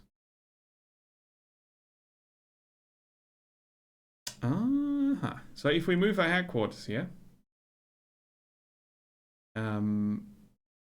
which would allow us to take battles from here and also helps with the rebellion, and the other province will still be governed by him, I think, who's unreliable and his loyalty is going down, so he might need a bribe, or we hang him. He's being a sneaky bastard. I love that decision. If you're not doing a good job, you will hang. So I could let him build here for the rest and move my command over here. But this is a fortress, right? If I remember correctly, this was a fortress. Yeah. 60 defense. They are not super likely to attack us because they would have a disadvantage. And I'm not super likely to attack them. So yeah, I could move the command thingy. Let's do that just for... Needs a turn. Yes, who's that? 650? Ermin Lindis Draconen. Yeah, I don't have that kind of money, thank you. Alright, good news. Building completed. The guard post. Inappropriate songs are spreading. Oh no. First the mustachios and now the inappropriate songs. We need to wait another turn before we can punish them for singing songs. Yeah. Okay, and it takes a turn until we can build here. You take care, Jiri. I'm glad I could show you this because it's something that is easy to miss. This kind of game is a rarity that a team develops something like this at all is rare, and then you know, easy to very niche, very hard to spot, very easy to miss, very hard to learn. But yeah. Nobody is more inappropriate than Mr. Heimer, but that's on purpose. I don't really care much for that, though. That is really not my thing, but I like the rest of it. And like Deviate pointed out in the beginning of the stream, it has a board gamey complexity. A Euro board game with worker placement and lots of strategical resource management decisions and all that. Also with decision making that leads to this or that effect. And a learning curve, for that matter. So if you're looking for an easy to pick up tower defense, you should start with this one. But if you like tower defense as such, and also don't mind a strategy game, then this is an interesting mix. I'm not really sure. It's a bit early to tell you if I like the game or not, but I definitely find it interesting because it has so many layers, and I can't tell you how balanced it is or how it's going to be feeling, if I feel like I handle things or if it's all very random. Like, that's too early to tell, but it's definitely interesting to figure out what it does, what it offers in terms of mechanics, and what I can do as a player to influence what's happening on the board. I think when you play Sandbox, it's a different beast.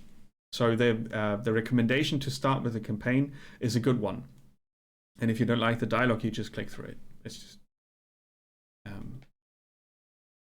So, we moved the headquarters. Is that easily visible somehow? Yeah, because I can't move it. It's a village.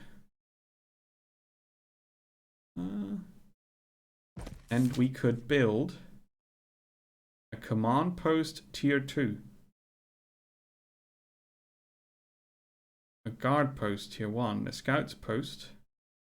A lab, which would increase our research. This would increase resource gain. It's also very expensive. So let's start with the guard post. That gives us authority here. And it takes 4 turns to build it. Authority will go up to past 30. I feel like that's necessary after we've conquered them. I'll leave the taxes at 18%. Rebellion is very low. And so far so okay. Rebels are ready to strike in Calamir. Yeah. So now, this one, if you don't do anything, you can't go back. This is a permanent decision. Carrot or stick. Last time I decided for none of it. And hang a few. So the song spreading is something else. The funny songs. And I'm not ready yet to start hanging people because they could just paint the walls with funny stuff. Or it's like in Frostpunk. The first thing you see in Frostpunk that they do is graffiti or something. When the Londoners start to, you know, want to go away and question your authority as leader of the town, they start with graffiti. And if you then start to chop off heads, if someone really starts to, I don't know, steal food or steal resources, what do you do to them? You can't double kill them, right? So if you set the bar too high, too early, that's if the game is nicely designed for a social aspect, that will not work. It's hard to design stuff like that. I mean, you can do it, you can reduce it to the number crunching, that's all right. But if you embed it into the gameplay in a nice way, it will feel natural to the player. Right? Kill them all! Kill them. Torture was invented exactly for that reason. Guaranteed. But sir, we already chopped their heads off. Chop them off slower. Show more people the chopping. Right? Threaten more people with the chopping. But at some point, there's no more room. You can invent more torture. Or you can spread more evil rumors. But we're gonna use the carrot.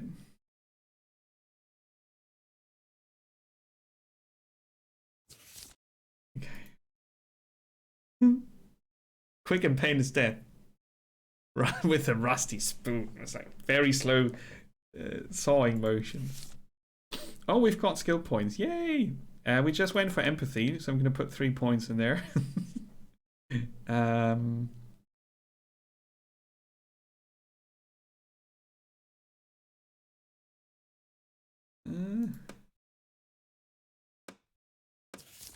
It's hard being Mr. Heimer.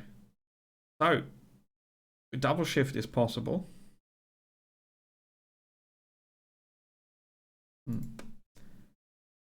Population is not the biggest fan.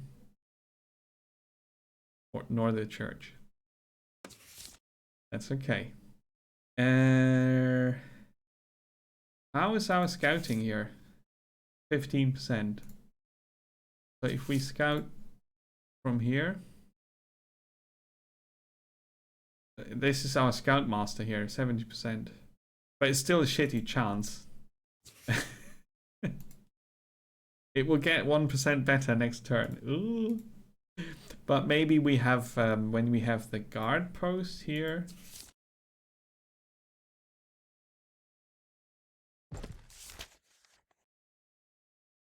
It doesn't increase our scouting chance. We would need a scout tower for that. Okay, makes sense. Bloody rebellion. Let's see.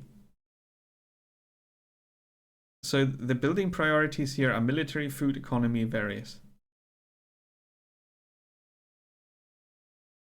So, you know, I feel like I should bribe him. 38% loyalty is scaring me.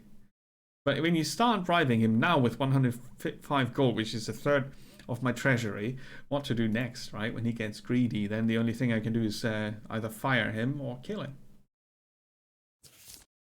Send reinforcements. All right. This will provide this province with a bonus to attack and defense equal to half. So if we send half of this to the other one, that's a neat bonus, isn't it? That's a neat bonus.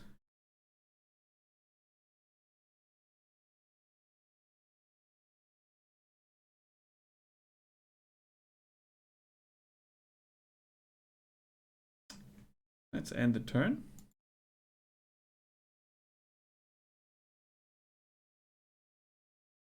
The crown wants tangible variety. What? Tributes. Every 15 days, you will send the required amount of gold and resources to the capital. Otherwise, the crown will be not happy. It will get higher. Aha, okay. If you pay on schedule, emissaries will be sent to increase authority and improve troop morale. Fail and the prince will be displeased. And then the chopping of heads will commence. Cordial relationships. They might require, they reduce the required tribute. Maybe. Okay, we failed to prevent the cattle rustling. The hell? What's the cattle rustling doing? Cattle rustling. So the people are hungry, pissed off, and decided to steal cattle from your farms. Ah, okay. Unfortunately, catching the response was impossible. We lost some food. Yeah, there you go. Stealing cows? That's not a minor offense anymore. Inappropriate songs.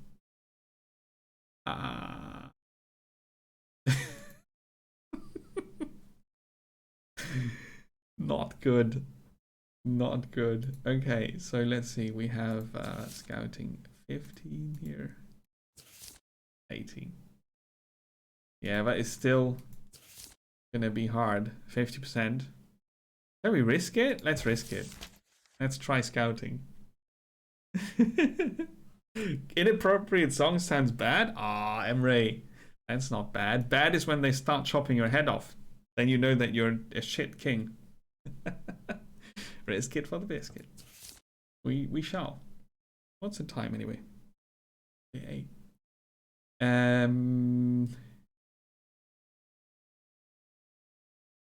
It's kind of fun to do the the rebellion quelling. The scouts are out of the province. Eureka! We found out about stuff and things. The total research points available are increased by 20%. Okay. Cool. Let's have a look. 2 research per turn. Now we are researching material reuse, which reduces building costs by 3%. So very small increments. You spend 3 days in researching that. Afterwards, let's see.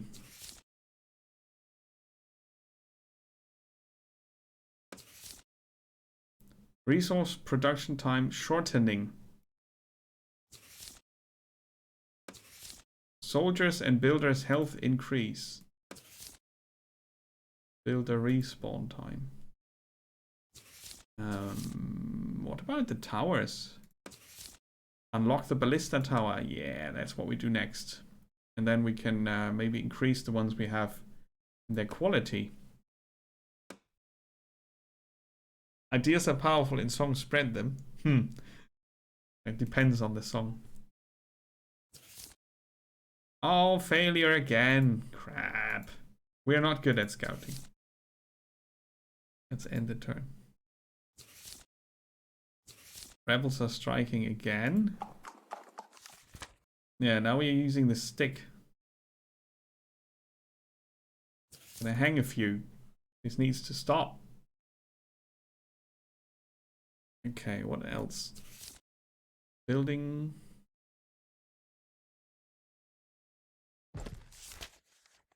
Another turn for the guard post. And after that, we build a scouting thing so we can scout the remaining 2 areas. Right, we know everything about them. Right. This is another turn until we can send the units to increase our authority again. Maybe that's not necessary after the hanging. We'll see. You can do this extra. A punitive raid.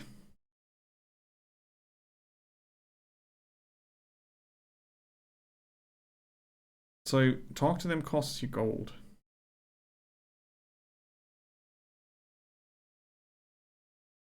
Happiness would go down by 5%. They like that they have a governor. Would you look at that? His loyalty is growing, so that's good for me. From 36 to 37, and we wait 1 turn. Someone wants to join for 450. We can't do that. We have 27 turns to pay. What? Damn. Tributes are hard. You can turn them off before you start the campaign. You can turn the tributes off. You lose scoring, but it might be more fun to play without it on your first game. But then again, maybe not. We couldn't prevent the cattle rustling. Oh boy. The song stopped, but the cattle is still being taken, so we need to punch it in.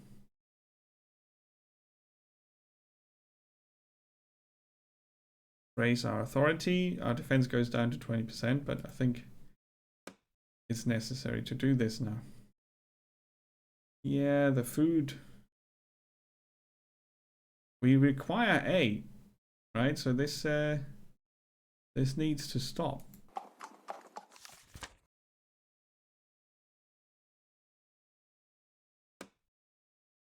Ah, God, it never works.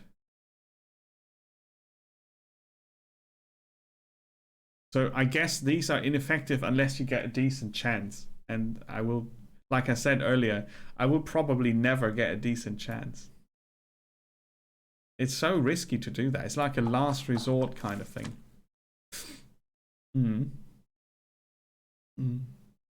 Yeah, they're still stealing. I couldn't stop them.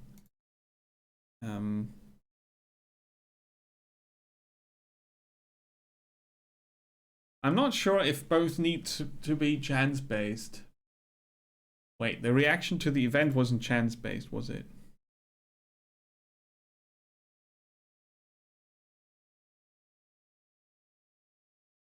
Because that doesn't need to be chance-based. If you have an event and you decide between leadership and empathy, like beat them up or talk to them, that doesn't need to be chance-based, I think. This is okay as a last resort kind of thing. But the other one, you lose so much. Okay, they stopped. That was just in time. Just in time. Now you need to get this back in order. Meanwhile, we're not building anything. We wanted the scout post. And a temple increases happiness. We do that. Like they said, they keep them fed and happy, and the tax is low, and the temples help with the happiness. We need more money and lumber and steel. We might fight and loot the neighbors to meet the crown's tribute. Yeah, I think there are enemies all around you, and there's a faction that's working against you. I think the Croven. I'm not 100% sure what they do. So how do I activate the double shift. That I haven't found out. Oh, maybe that's while you're fighting only. That's a skill while you're fighting. So there's going to be a riot in 8 turns here. I don't know. And since I've got crappy relationships with the folks, I've got a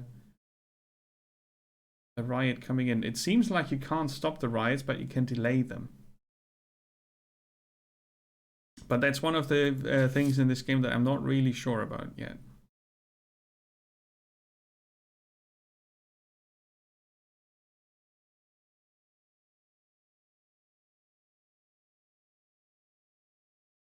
Let's have 5% defense. I'm not sure when the defense comes into play. Probably when the riots happen. So for 6 turns I can do this to increase the authority. It's my guess at least that the riots are infighting basically. Another 5 turns. And after that I will wait with this before I act again. Well, our scouting is not looking good. We need to finish the scouting tower first, but that's going to take 3 turns. Okay, let's see. 400. We don't know if he's loyal or not.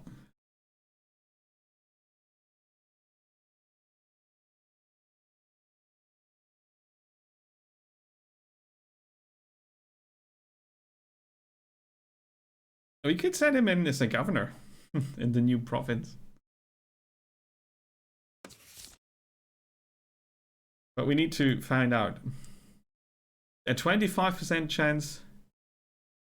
Oh, come on, those are low chances. I don't risk stuff on 25%. Let's find out his loyalties before we let him be governor somewhere. Add Frederick to the battle board.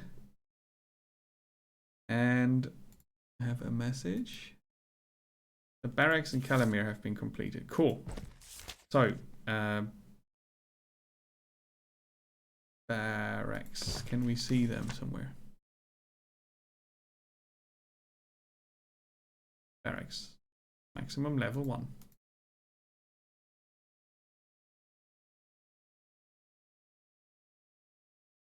I kind of wanted to see the effect of the barracks.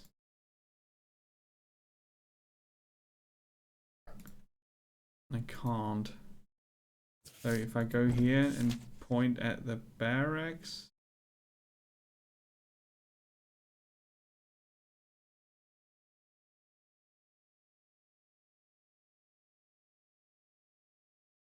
Oh, there, 15% attack. That's what they do. That's all I wanted to know. Okay. Good. Oh, good. So far.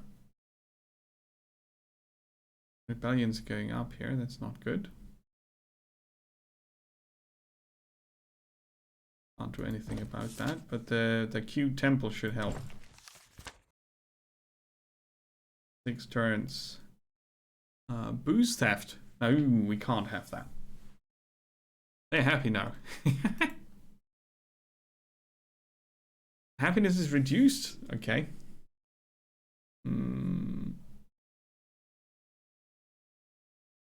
That's not good.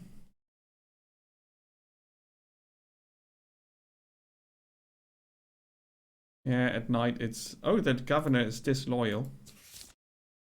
Bribe him. 7 turns. And the next bribe goes up? No. Okay, so his loyalty is now higher. Or should be. Not sure if that was worth it.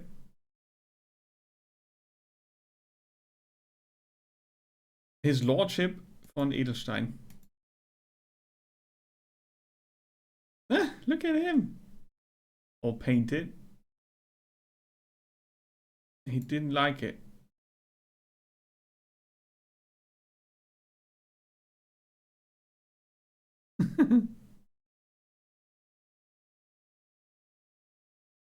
What does he want? He wishes to inspect the ranks. Yeah, okay. I guess. Writings on the walls. Uh-oh. Not when the inspection happens. That's bad. No, that's painting. Makeup. Yeah, I'm afraid I have no clue how I'm supposed to handle this in a good way. So the riots happen anyway. And you can try to influence that sometimes, on occasion, chance-based.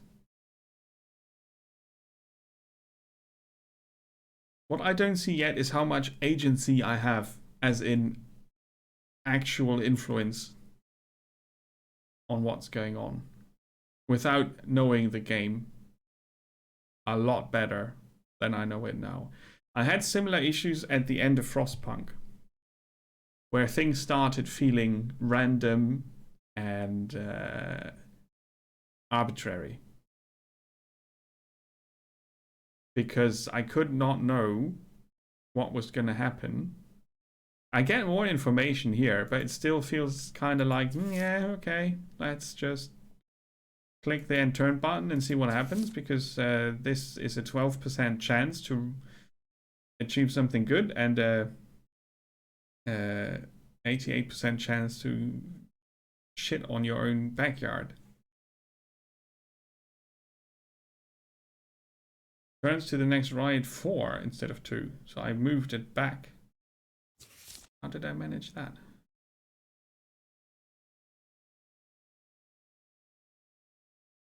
You can lower the taxes to 18 here. Control more provinces is something, but I can't beat the fortress here, and I haven't properly scouted the others. Have you finished the scout? Yeah, you have. Got 30% scouting now. Let's find out. 62%. Insane chances. That's a good report, I guess. Food abundance. We can upgrade Valbert. Scouting failed. Food abundance. Okay. You can upgrade your settlement for a crap ton of stuff. We don't have this. And then you can get maximum level for a lot of buildings.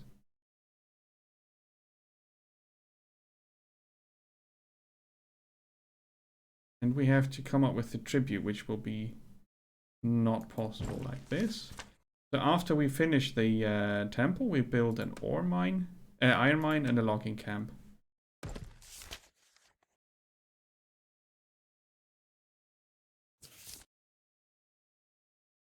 Yeah. Increase our authority.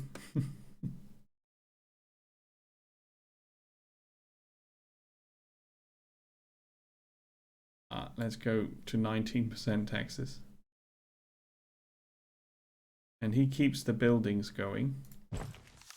He's scouting and then fortifications, yeah. The only thing he could have built resource-wise is food.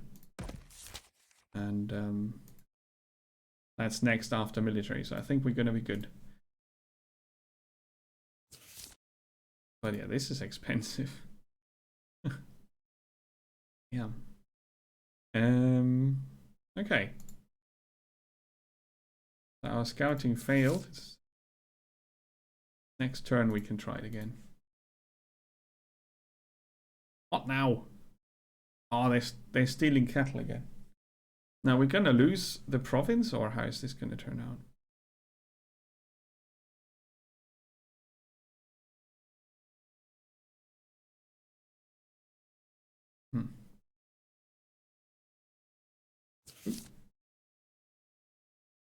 Upgrade to a fort for 200 wood. Oh, we nearly have that, so we can do that soon.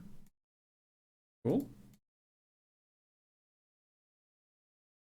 That ended quickly. I can't really tell you why. And it didn't trigger an event either.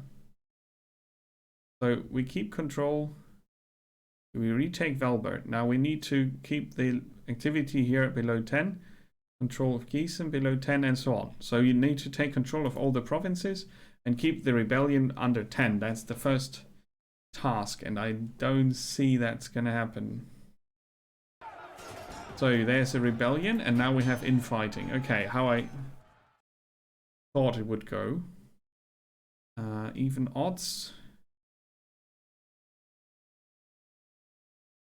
Let's do it manually.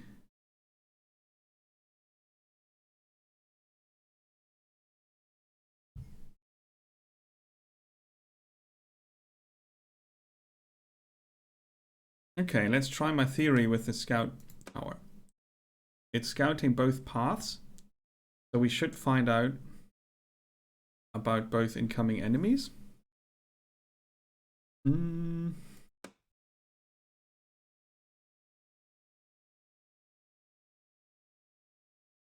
Now, afterwards, I should still have enough for a second one. And I think it's spending it directly, the resources. Oh, this is a nice placement. Yeah.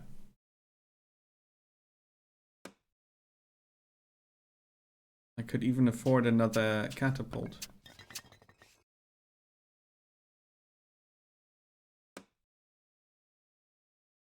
I would place it again at the crossroads, but maybe... that's going to turn around too much if I place it there. I could place it like this. And then let it shoot at the crossroads, and in an emergency I can turn it to the back. Hopefully.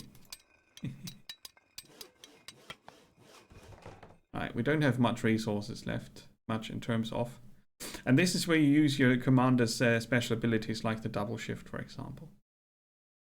Right. So if we increase the range twice, we should be able to shoot nearly home. But I'll set a fixed bombarding point and make this faster and do more damage. And then we see how the first... yeah, I see both incoming paths. Doggos. Oh, they are fast. It's only one shot from this tower, but... oh yeah, right. They take a long time. They go all the way around here. That's good. Good for us. Okay, I would even say that was an easy first wave, but let's not party too early. Faster on that one, and go. This is still counting up, so you can't start with double shift. You need to work your way through the waves first. And then you can weigh this against this. Do I want more money, or do I want this to go further? Now we've got bandits. That should be okay.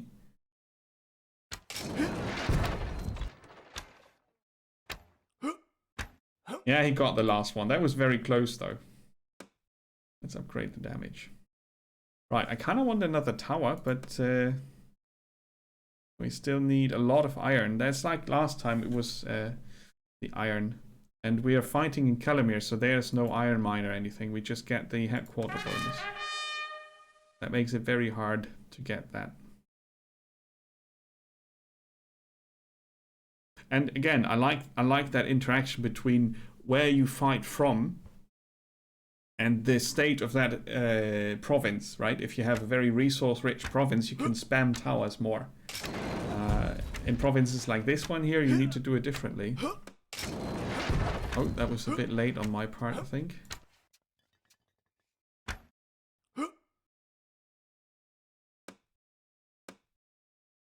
Emergency plan. Okay, the guard tower was done in time. But yeah, one range upgrade was enough to let him fire backwards in an emergency when they pass them. So imagine this is your province's outer rim, and If you plan badly, you can tell the sergeant to turn around and fire the other way. So we've got a backup now, that's good.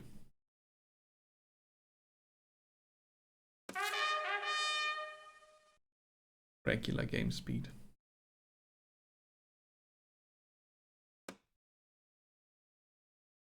Okay, now we could think about a lumberjack here.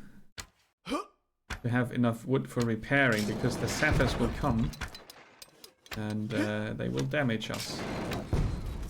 I just double checked if we have friendly fire, but we don't. Oh, that should be one shot, yeah.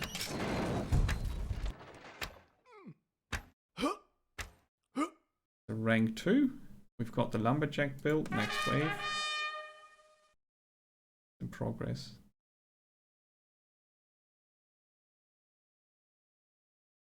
Do double shifts on the lumberjack. Oh, another guard tower.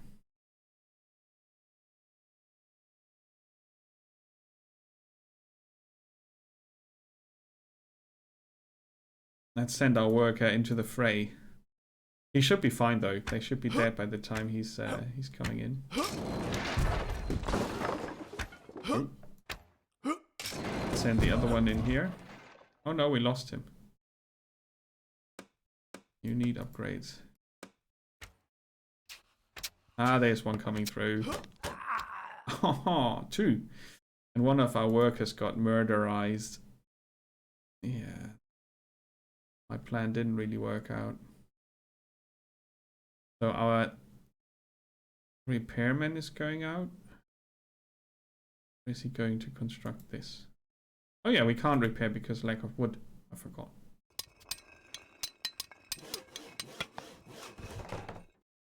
And that's kind of cool that you have to time the repairs and you always lose gold. That's kind of a soft kind of pressure.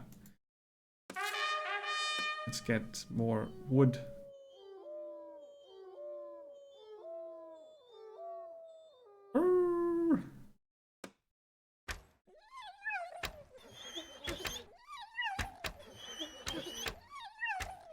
Oh man, I hate that. Poor doggos. Let's repair that tower. That one's coming in, but we should be able to handle it. Increase the range here again. Call the next wave. Because we can. Hopefully.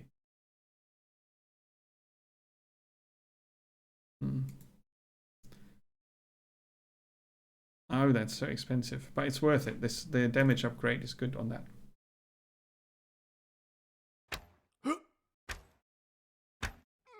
Yeah, the bear handlers hurt the towers a lot more than I thought they would. Sappers. Bloody dangerous.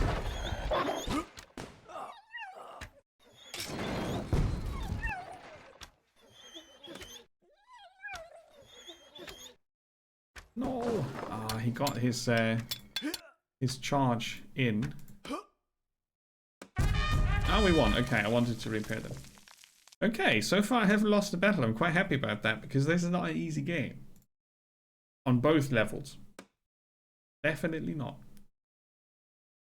So.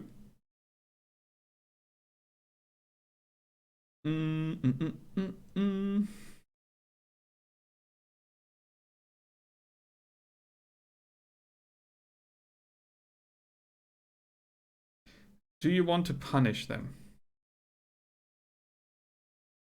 Yes.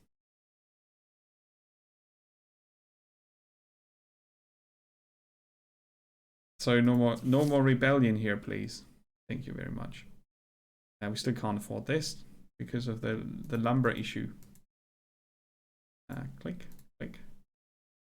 8:15. Okay. I sort of wanted to see an upgrade on a town, but I'm gonna have to call it for this game very soon and go and take a break.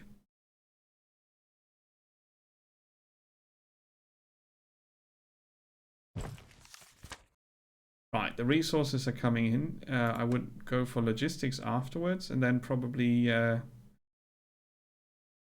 more military to fortify. What's this here? Ooh, tax office. Yeah, we need more money for the crown, right? 18 turns till tribute. And yeah, they will not be happy, but they started it. New tax is 20%. And yeah, let's stop here. So, Empires and Ruins is a hard game. It's a very complex game.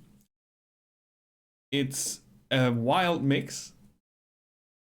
And all those are qualities from my perspective.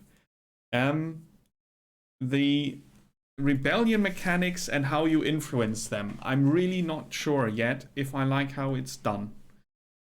That might be because I haven't understood all of it yet. So take that into account, please. I like the fact that your resources, how you build up your provinces, how the resources you produce there influence your available resources in the tower defense.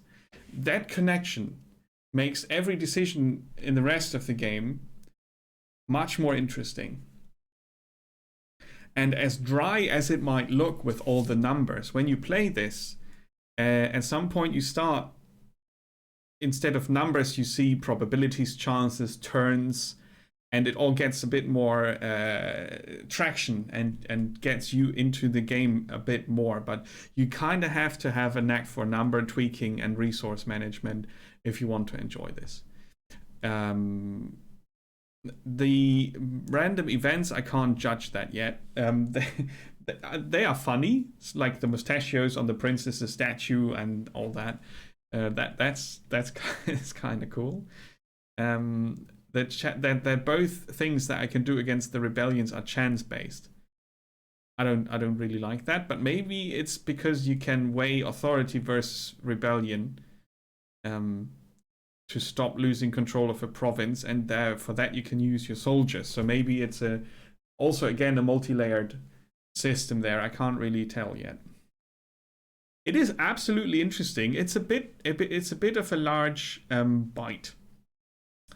So the target audience for this is very small.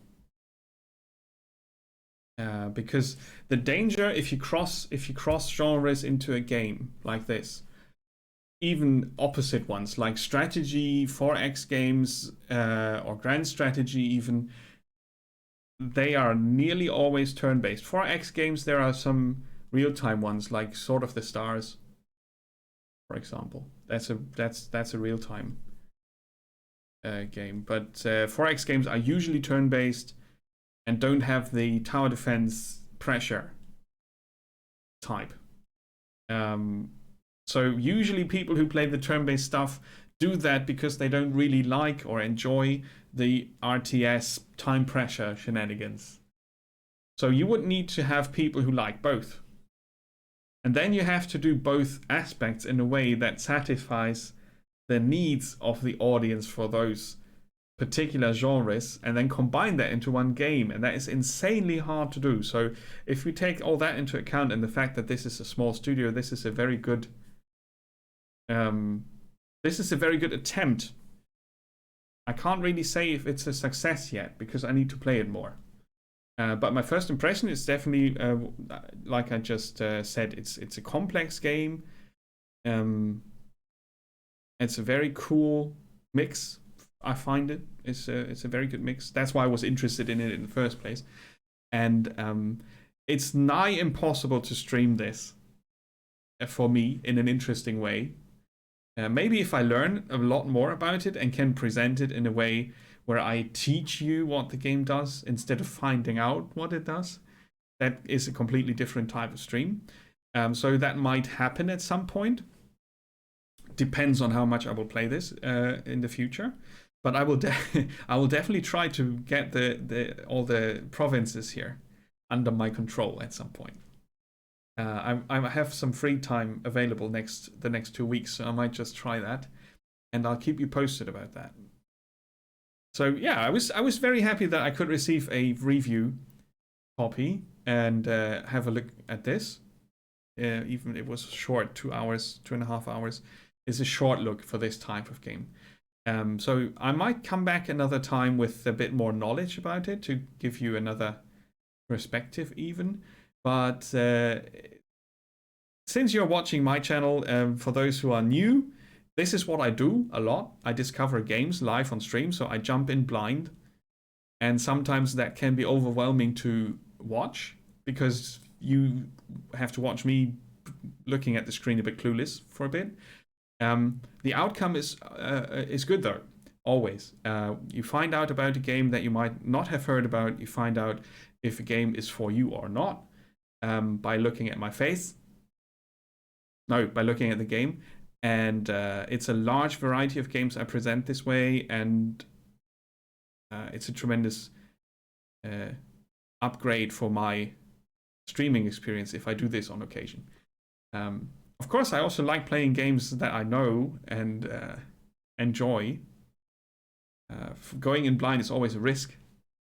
But I think it's awesome that we could take a look at this, and I'll be back with RimWorld, which is not what you call a relaxing game, but it's much easier to stream because it's chaos anyway, and the game tells its own story, and I don't need to manage the numbers more than I want to.